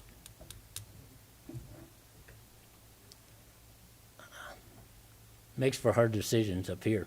I don't know. The only thing I'll add to that, and we did have somewhat of a short conversation yesterday with our coffee with the county, but as Commissioner Copenhaver stated, and the only thing that I don't agree with is that we still, these large-scale solar facilities still have to be close enough to the infrastructure that currently exists to get them into it. So you can't just everything, although the county has a lot of sun everywhere in the county, but the infrastructure as far as the transmission lines don't exist.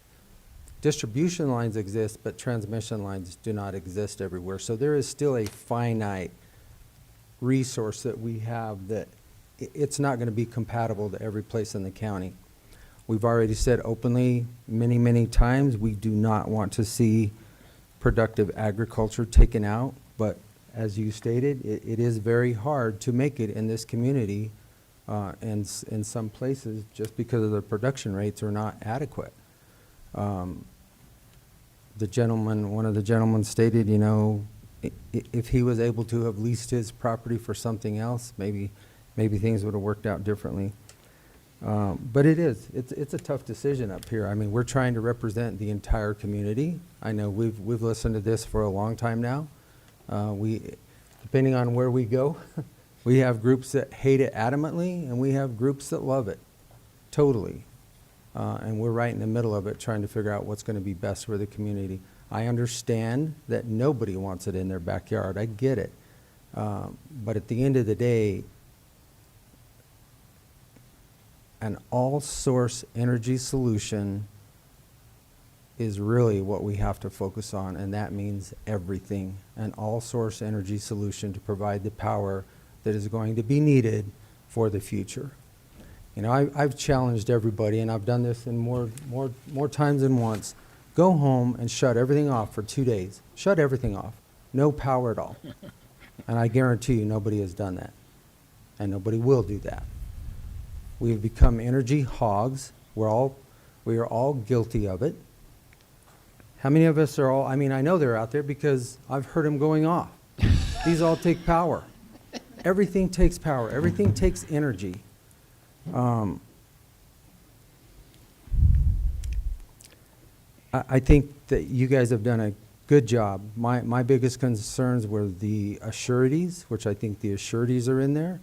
We can create the assurities for whatever it needs to be to cover the facilities, which was one of my biggest concerns, so we don't end up with the messes that we currently have. I think that's covered.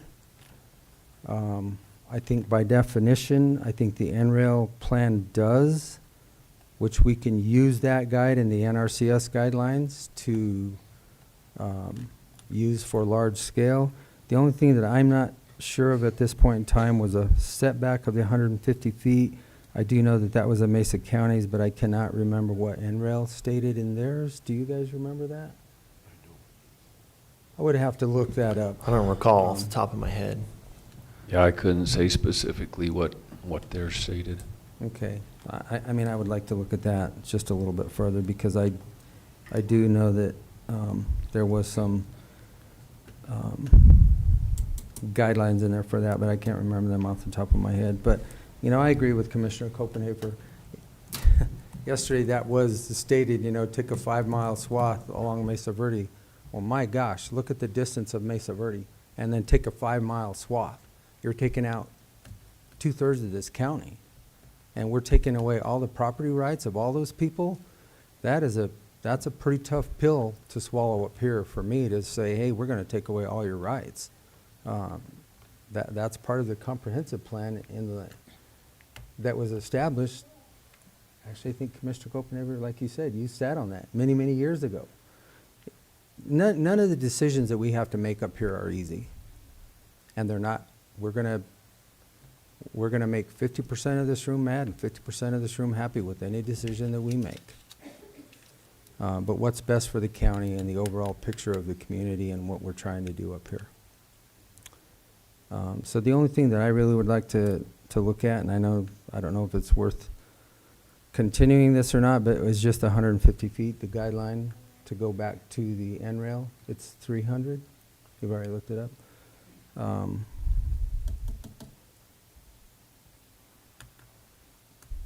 Okay, well, I'll stop there and I'll let Commissioner Lindsay go. In picking up where Commissioner Copenhaver started going down, when that committee first met, they spent, 18 months developing the plan? And in that plan, it was the last decision that those commissioners made is when I came on board to be a commissioner back in '97. And we were charged with creating the rules what you see here, pretty much all that was done.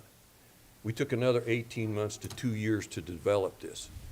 Many, many public hearings, many nights away from home.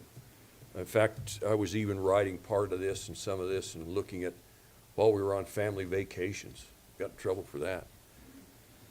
But overall, in there, what maintained kind of the overarching theme of this was the preservation of farmland and maintaining the rural character of our community. But we also understood that there would be specific instances that would come up, and that's where the special use and high impact permits came about. And then it was thought we could mitigate those impacts to a way that would establish and maintain those themes. And I think it's done a pretty good job. We didn't adopt a boilerplate land use plan.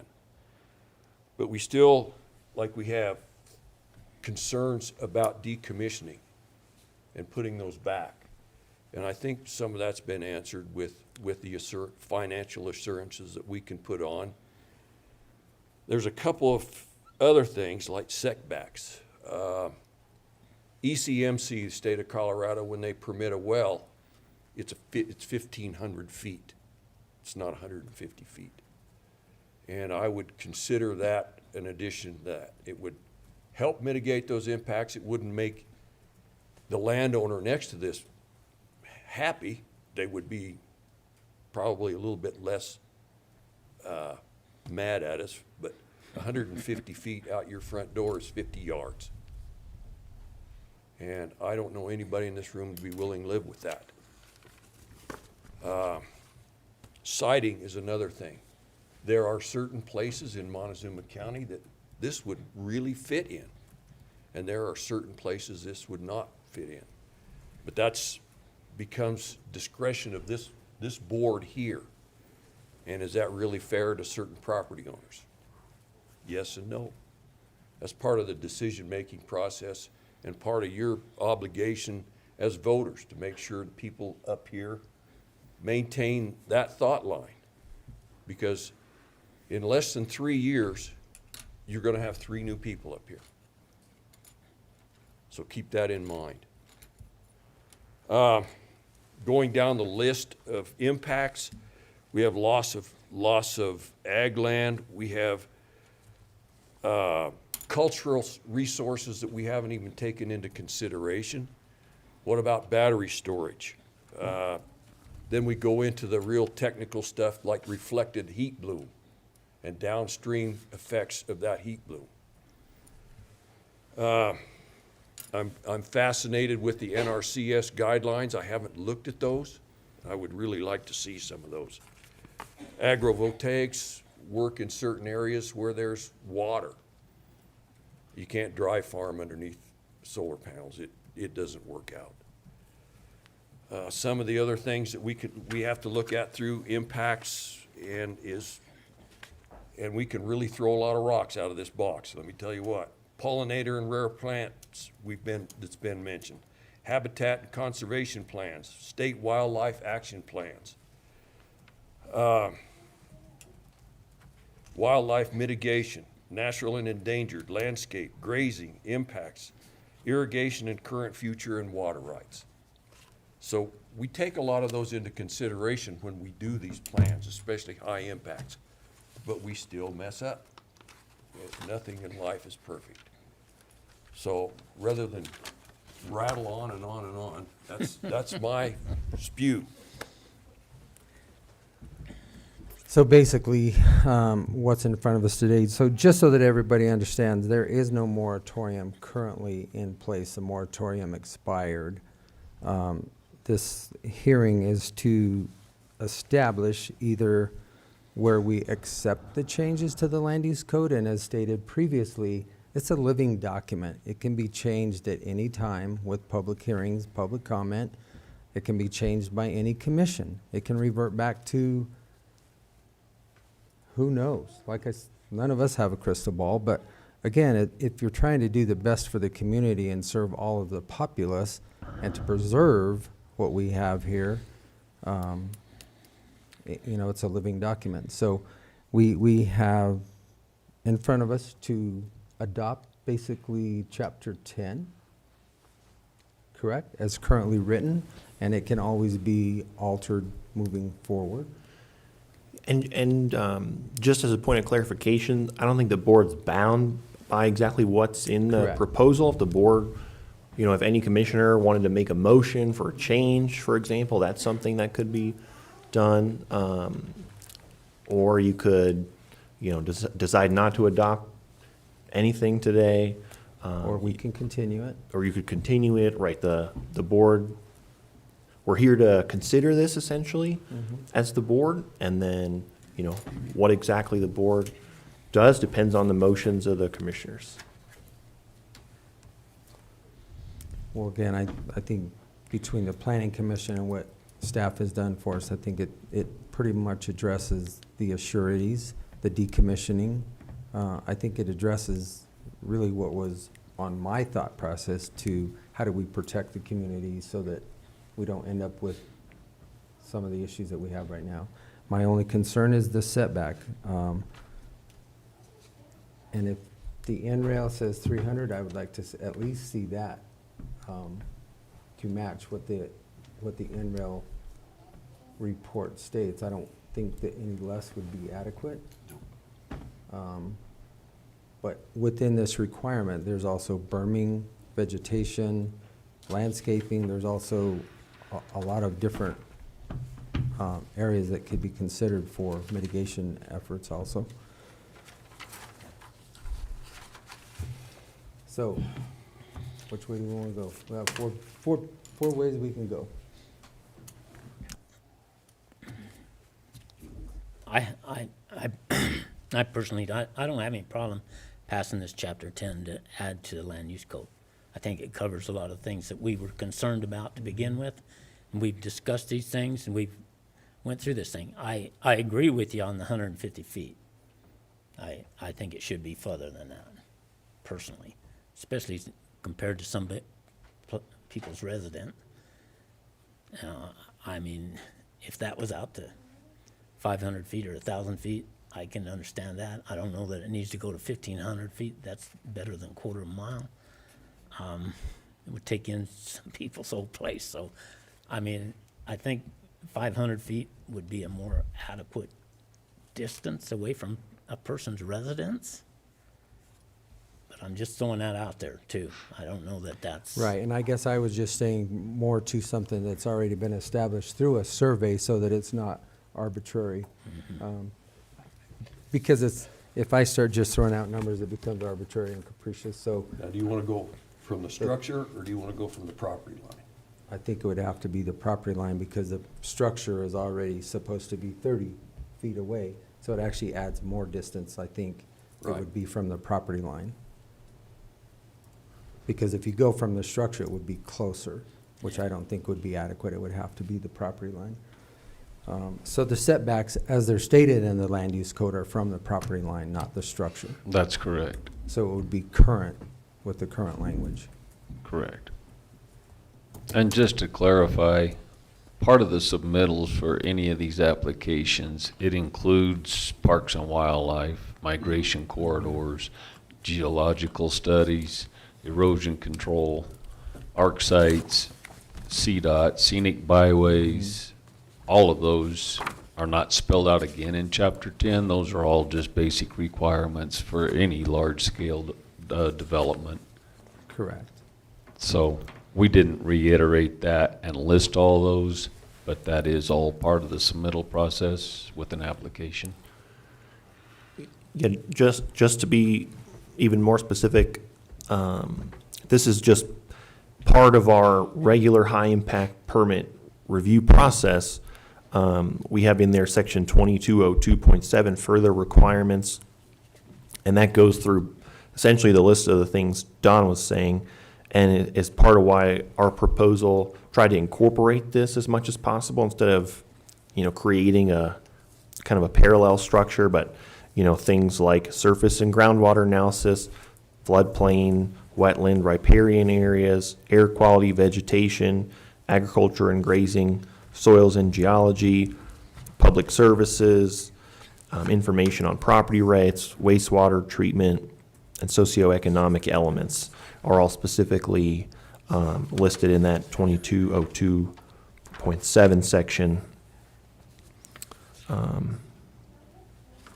So just to make that explicit there, what Don was referencing.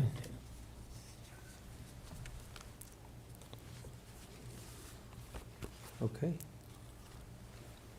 Well, moratoriums are temporary. They are just for this purpose, to look at the facts and then put something together, which I think that we have done. And again, I want to thank you guys, staff, planning commission. There's been a lot of work went into this. We've looked at a lot of different regulations throughout the state. But I can tell you this commission does not kick the can down the road, and to extend a moratorium, I think, is just kicking the can down the road. That's just my opinion. You may agree or may not agree with it. So I think Chapter 10, the way it's presented, with the only thing that, again, like I would say, is the setback, which again would be from the property line, not the structure, at least the minimum of the 300 feet that's presented in the NREL report. I think that gives private property owners still a pretty significant use of their property without being super restrictive, because it is in a report. The study has been done. And again, that number may be agreed with and it may not be agreed with, but at least the data has been proven to move that forward. So I would suggest 500 feet, Okay. just to get it out there a little bit further. You okay with that, Gerald? Yeah, it really doesn't matter to me. Okay. But I do think, and we did hear some comment about how it decreased other people's values around these solar farms. Just like what she was talking about with the place up at Delta, one of the ranchers up there that's close to that, he has definitely told me that the value of his place decreased tremendously because of that next to him. So all of these things have to be considered, and all of you should consider that when you're doing a project like this about your neighbors. Try to work with them, work things out beforehand. Don't try to get along. Makes a lot better community if we can. But what do you? Move it forward with 500 feet. That's fine. Okay, go ahead. That's okay. So, do you have a question, Commissioner Lindsay? Yes. If we move to do this planned use code addition, do we reference 11/18/2025? Yeah, I think you could just reference the proposed regulations that we've published for the hearing, and you can motion to With the changes? to change them exactly, however you want. Yeah. Okay.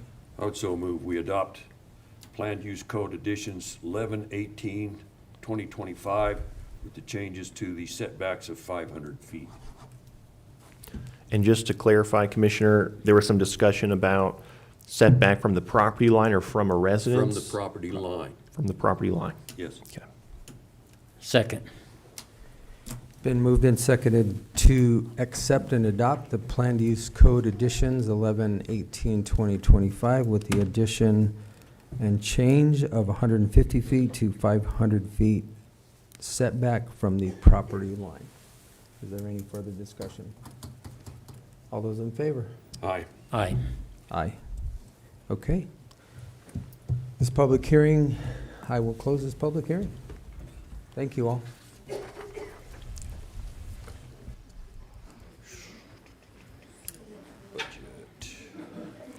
All right, with that, we'll take about a 3-minute pause. Let everybody that's going to get out of the room, and then we'll continue on with our business. So we'll have a 3-minute recess.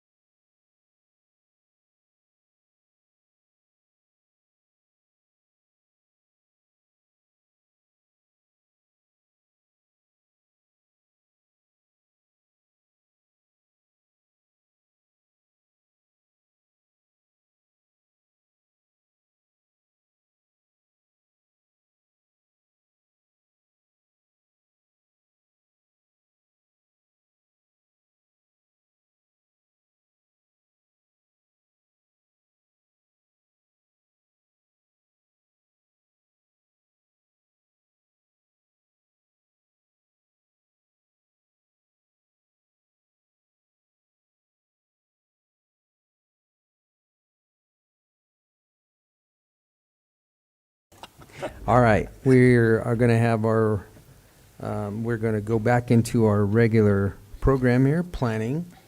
Looks like we have a boundary line adjustment discussion. Correct. Mr. Rutledge and Miss Buchanan, are they here? Or do we need them? Comments? Come on down.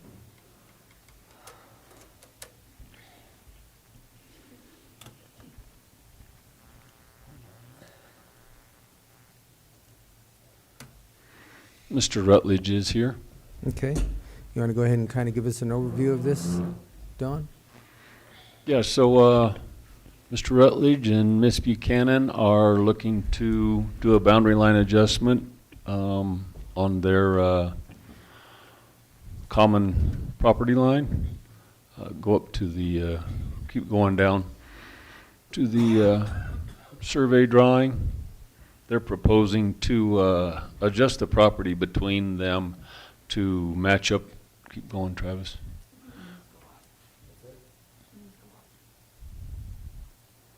That's the survey map. I'll go left. So basically it is going to align with an existing fence line in a triangle shape between their properties. It extends from the county road back to the north, 0.892 acres that Ms. Buchanan would transfer to Mr. Rutledge.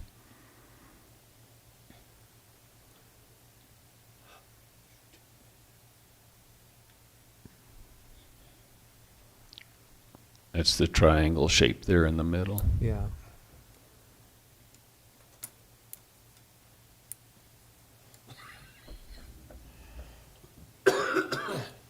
Gosh, would you like to add anything, Mr. Rutledge? No, it's fine. I like it the way it is, the way it should have been in the first place. There's a irrigation river that runs down that same line. And subsequently, I mean, it's not usable on the other side. There's trees. There's cottonwood trees all the way down that. And the river and everything else. It was divided, in my opinion, it wasn't divided correctly to begin with. And so the fence has been there for, I don't know, 50 years. And, you know, we need to go back to just using the fence line as the property line. That's what it amounts to. So these will actually be surveyed pins that, but basically the dotted line is where that is going to Yeah, take it's place. dotted because it's the fence line. Right. So the property line will line up with the existing fence line. Right. Okay. So it's basically an agreement between two landowners here, Correct. Correct. and you both agree on it. Yep. Okay, well, pretty easy, pretty straightforward then. It's been a process. It's taken 4 years to accomplish this, but, you know, yeah, it's pretty straightforward. Okay, well, we're not going to take 4 years. I'd so move we approve the application for the boundary adjustment and agreement for John Rutledge, owner, and care of John Lewis Kelly, and pronounce that for me. Buchanan? Lisa No. Buchanan. Lisa Buchanan? Lisa Buchanan. Okay.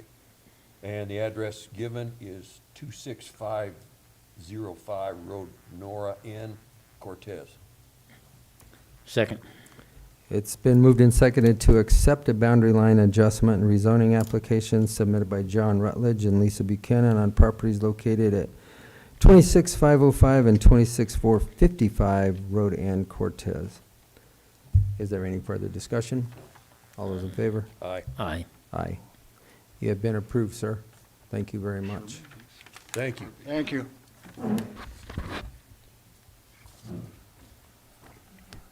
And now it looks like we have a couple of Mylars.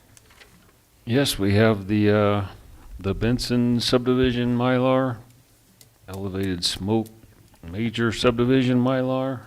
We have the Casey Mylar, and we have the now approved Buchanan Rutledge boundary line adjustment. Okay, roll them out.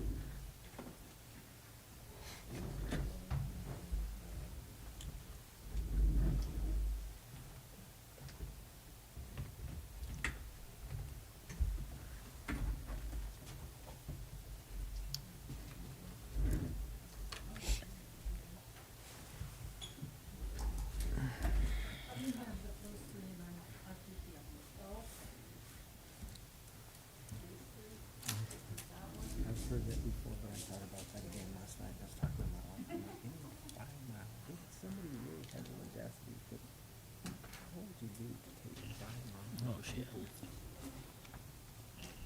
That's why I brought up those goddamn solar panels right by the league one end. They're all. No.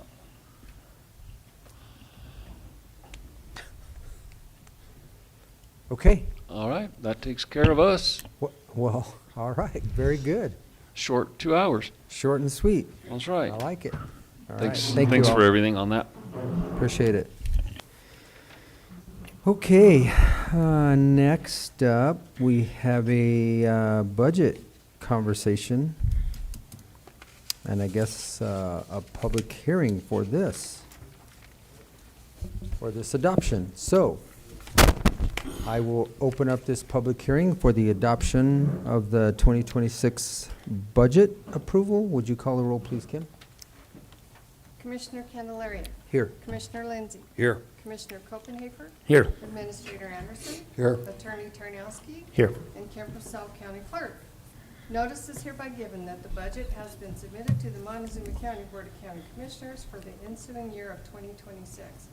A copy of such proposed budget has been filed in the office of Montezuma County Administrator, where the same is open for public inspection. Such presented proposed budget will be considered at a regular meeting at the Montezuma County Board of County Commissioners to be held at the Board of County Commissioners meeting room located at, 109 West Main, Cortez, Colorado.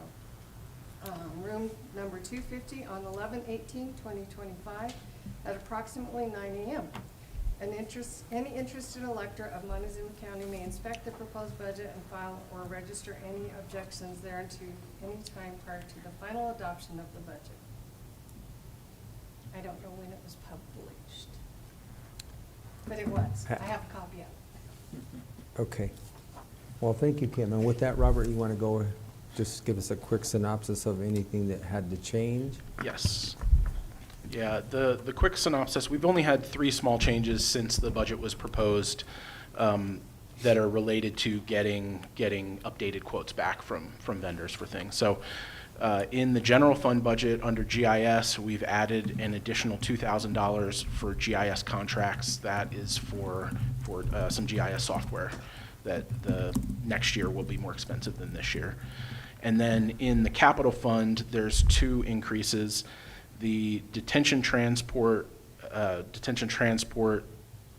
upfit includes the reimbursement for the van, which would be an additional $36,000, and then the camera upgrades, camera and security upgrades to include the court is an additional $33,000. Those are the only 3 changes from the initial proposed budget.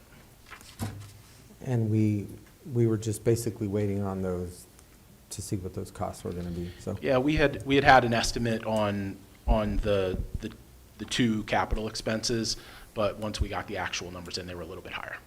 Okay. Questions, comments, gentlemen? Okay. Well then, since this is a public hearing, I will open this up to public comment. Anybody wishing to speak for or against this proposed budget, please come forward, state your name and address for the record, and you may address the board at this time. All right, seeing none, I'll close the public comment session of this, bring it back to the board. Gentlemen, what's your pleasure? Just real quick, Commissioners, Rob will have a whole bunch of resolutions identifying the total budget allocation. Yep. Okay.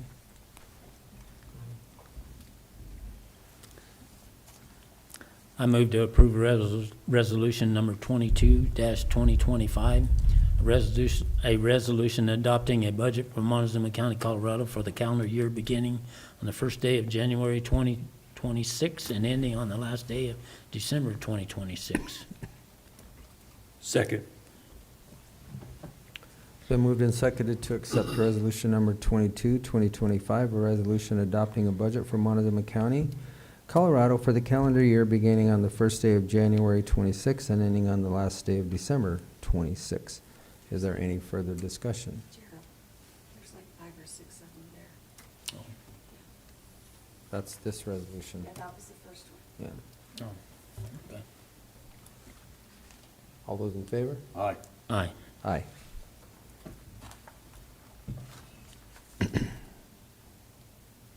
Okay. The next resolution is to adopt the budget specifically for E911. You good? I move to approve resolution number 23, 2025, a resolution adopting a budget for Montezuma County E911 Authority, Colorado for the calendar year beginning in the first day of January 2026 and ending on the last day of December 2026. Second. Been moved and seconded to accept resolution number 23, 2025. Adopting a budget for Montezuma County E911 Authority, Colorado, the calendar year beginning in the first day of January 26 and ending on the last day of December 2026. All those in favor? Aye. Aye. Aye. I move to approve resolution number 24, 2025, a resolution adopting a budget for the Montezuma County Law Enforcement Authority for the calendar year beginning the first day of January 2026 and ending on the last day of December 2026. Second.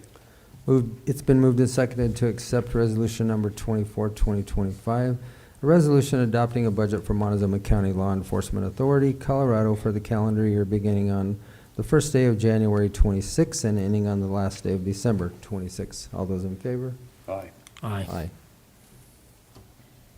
The next resolution is to appropriate sums of money, and you can see in the resolution and then in the Appendix A, we, at the direction of the commissioners, are appropriating the money broken up by category. So salaries and benefits, operating and other expenses, and then in a couple instances, capital, and then for all of the funds as well. So that is fully detailed on Appendix A. I move to approve resolution number 25, a resolution to appropriate sums of money for 2026. Second. Been moved and seconded to accept resolution number 25, 2025, a resolution to appropriate the sums of money for 2026. All those in favor? Aye. Aye. Aye. And the next resolution, next two resolutions, the next resolution is to levy general property taxes, so to set the mill levies for the county general, social services, and road and bridge for this first one. I move to approve resolution number 26, 2025, a resolution levying general property taxes for the year 2025 to help defray the cost of government for Montezuma County for the 2026 budget. Second. It's been moved and seconded to accept resolution number 26, 2025, a resolution levying general property taxes for the year 2025 to help defray the costs of government for Montezuma County, Colorado for the 2026 budget. All those in favor? Aye. Aye. Aye. And then the final is to level general property taxes and set the mill levy for the law enforcement authority. I move to approve resolution number 27, 2025, a resolution levying general property taxes for the year 2026 to help defray the cost of law enforcement authority of Montezuma County, Colorado for the 2026 budget. Second. It's been moved and seconded to accept resolution number 27, 2025, a resolution levying general property taxes for the year 26 to help defray the cost of the law enforcement authority of Montezuma County, Colorado for the 2026 budget. All those in favor? Aye. Aye. Aye. Thank you, commissioners. That's all All I have. right. Just, thank you. Real quick, commissioners, just to put it on your radars, there'll probably be a budget amendment at a later date based upon collective bargaining and then current contracts that we're evaluating. Which is currently in the process, so that'll come to us when it comes to us. So with that, I will close this public hearing.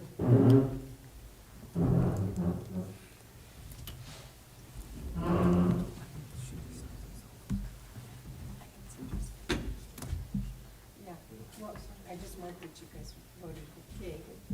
Yeah, perfect. Thank you. Okay, public comment. Do we have any public comment before I All right, well, I won't read the rules of decorum again, but the rules of decorum stand. And again, you have 3 minutes. I think you know the drill, so come on down.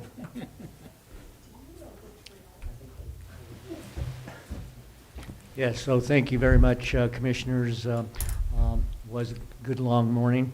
You do have hard decisions to make, and so I do want to tell you that with decisions made, there will be, I'm sure, plenty of public comment as applications come up for anything with alternative energy projects.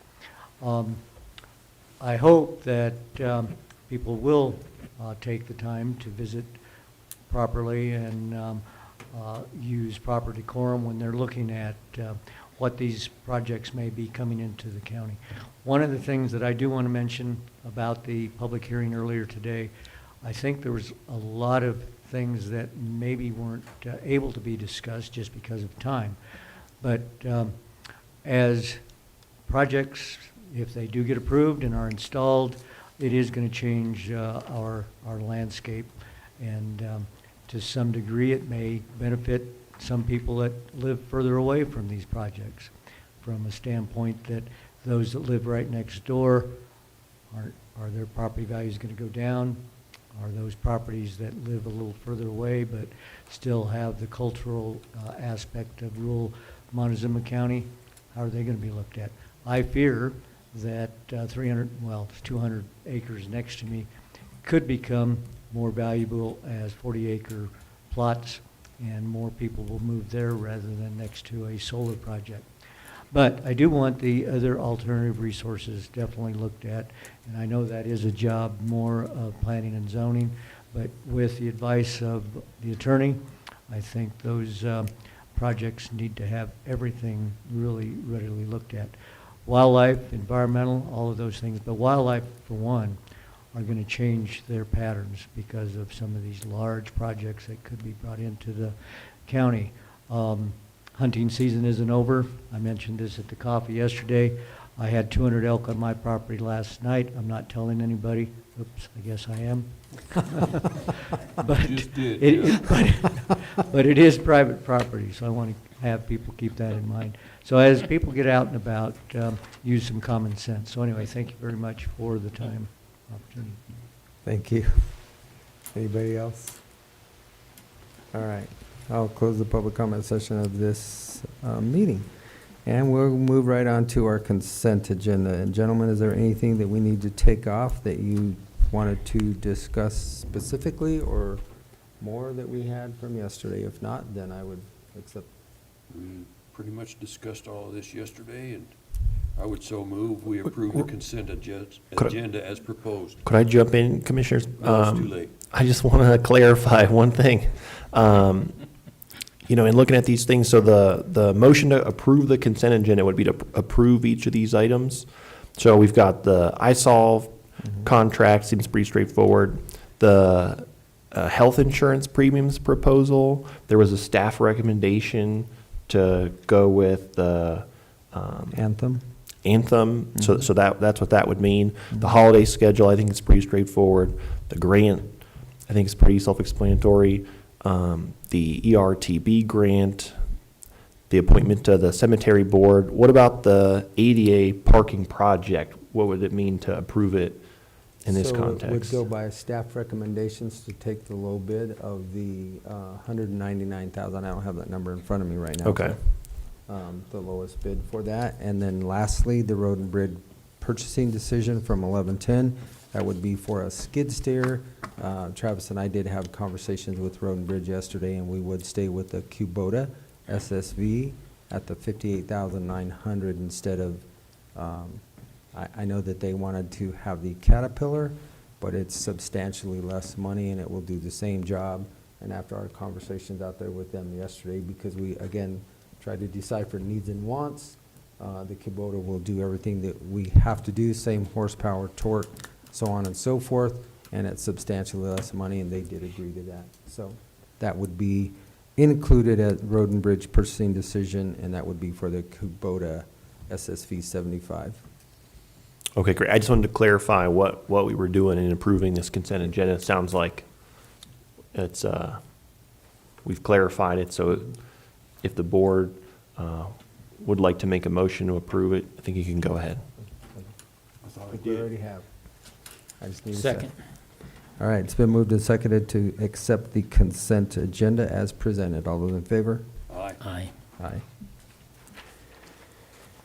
Okay, now, Stephen, this is for you, an executive session. It looks like we need to have an executive session today.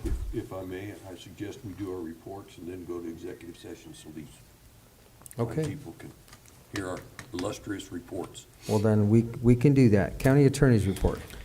Sure, Commissioners. It's been a busy time. I think it's been a few weeks now since I've been here with the board in the meeting. I know we had no meeting for Election Day and then also for Veterans Day, but I was in trial on 2 child protection cases for 2 of those weeks. Those went pretty well. We prevailed as in both of those cases as the county, which was good. For us, there's a lot of work that goes into that, and I think our assistant county attorney did a really great job taking the lead on one of those. So that's by far the most substantive thing that I've been working on here over the last few weeks. The next kind of big thing is the Leaf Properties case, the dollar store case. The opening brief is due on that pretty soon, so it'll be, I think it's due the week after Thanksgiving. So then I'll have, I think it's 21 days to respond there. So that'll be where a lot of my time and attention is going to be spent. I'm also working together with planning, obviously on this solar regulation issue that we just had the public hearing on over the last couple of months, and then also trying to get going on our code enforcement priorities that we've spoken with a few times. And then also just, always working on kind of some smaller things, contract review, as we're going to be discussing here in a minute in executive session. But looking forward to things hopefully, slowing down a little bit as we go into the holidays, because it has continued to be a busy time for my office. Any questions about anything?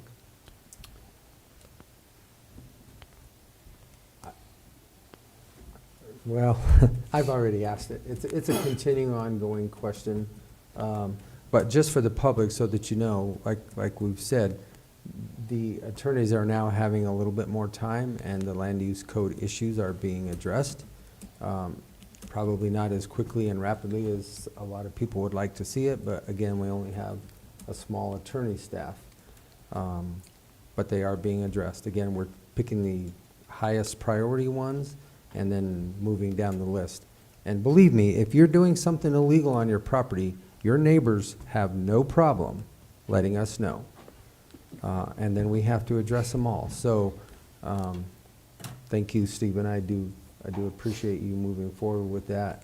And we are moving forward with it. We've gotten a lot of environmental issues and properties cleaned up that needed cleaned up, and we're going to continue to work on that. So, just a kudos to you. Thank you. Thank you.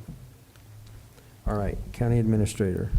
Commissioners, I'll try to make this quick. Going to be meeting with Enterprise this week related to our vehicle purchases as well as Geotab. Eagle View is up and running, which is through our assessor's office. Been meeting with Beckholt Engineering regarding the 25 Road and Highway 184 project. The Summit Food Service contract is completed, submitted to the sheriff for his review, and hopefully we'll have that in front of the commissioners next week. Evaluated some tonnage of our gravel at the particularly Beaver Rim pit as it relates to the Forest Service. We should be having a drone fly over our pits to see exactly what we have on the ground. We'll be meeting with Travelers this week on our work comp evaluations. Worked with James Dietrich on an IGA for cost share transition. We have created a lead foreman. It's a temporary position pending our superintendent hire, so that they can have somebody with knowledge that can direct the foreman on their day-to-day activities.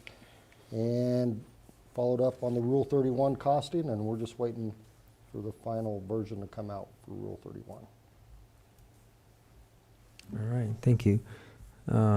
Ms. Purcell, do you have anything? We're just still basically trying to close out the election, doing our risk limiting audit testing and all that good stuff. We should have that all completed by the middle of next week.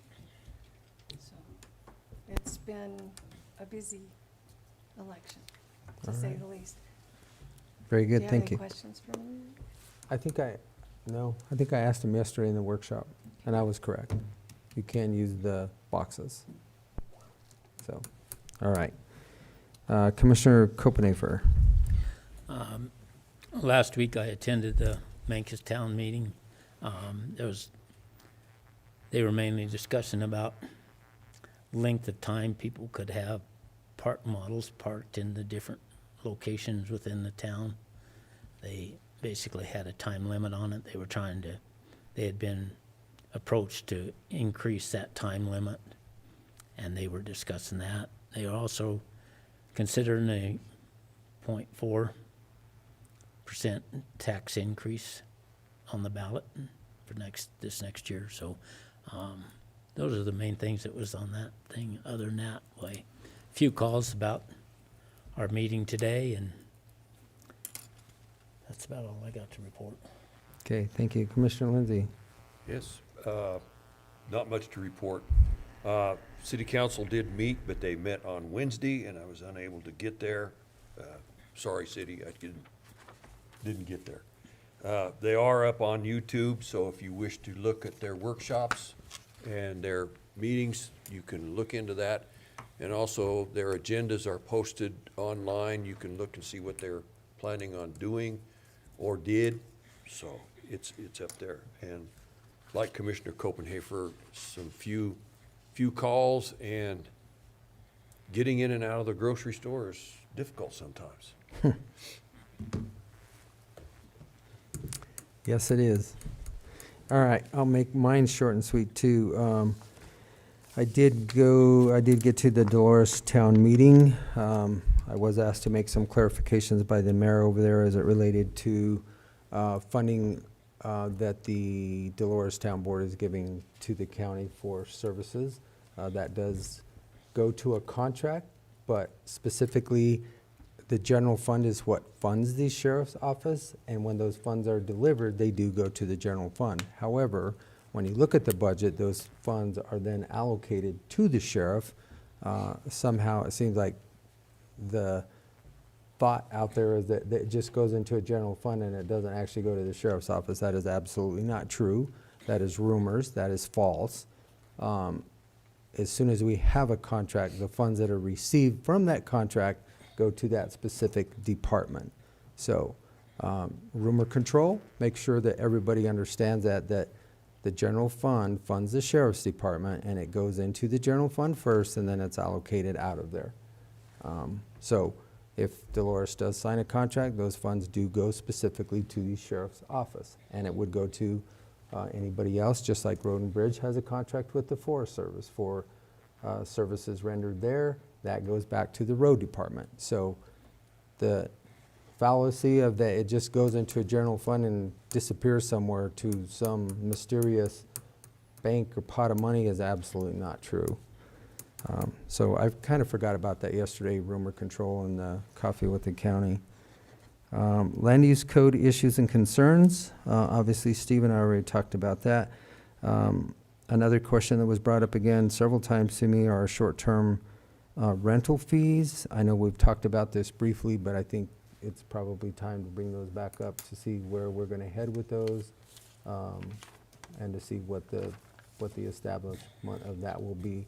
I know that when we drafted that resolution, send it to the state, we now collect for our lodgers tax.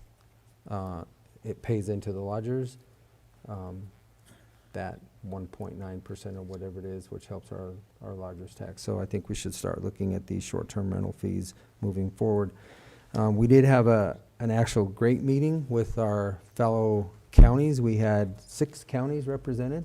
We met in La Plata County. We had Dolores County, La Plata County, Montezuma County, Archuleta County, and San Juan did not make it, but San Miguel did. Some great conversations with our staffers from Congressman Hurd, Senator Bennett, and Senator Hickenlooper. It was actually 2 hours of pretty good discussion, and it went from, it was kind of all over the board, but it's amazing how really we have 2 different or 5 different counties, and we're all fighting the same battle, and a lot of the battles are just with the state. So we work as a good team together, and that is all I have in my report. So, Okay, Commissioners, I have 2 items that were noticed today that I think it would be good for the board to receive legal advice on, and go in the context of executive session as authorized by statute. And those are the terms of the proposed contract with the town of Dolores for the sheriff's services in providing law enforcement, and then also, I would like to give the board legal advice as it relates to the peace officer mental health contract that's currently being contemplated. So I would recommend that the board go into executive session to receive legal advice for both of those topics. And I think we'll be joined by, we'll have the 3 commissioners present, myself, Mr. Anderson, and then I think Dennis Bugg's going to join us as it relates to that peace officer mental health contract. Okay, I so move we go into executive session for a conference with the attorney for the purpose of receiving legal advice on specific legal questions under CRS Section 24-6-402, parentheses 4, parentheses B. Second. it's been moved and seconded to move into executive session for a conference with the attorney for the purpose of receiving legal advice on specific legal questions under CRS 24-6-402 4B. Included in that will be Ms. Purcell, Commissioners Copenhagen, Candelaria, Lindsay, Attorney Tarnowski, Administrator Anderson, and HR Director, HR Bug. That guy over there. Yeah. All those in favor? Aye. Aye. Aye. Thank you all.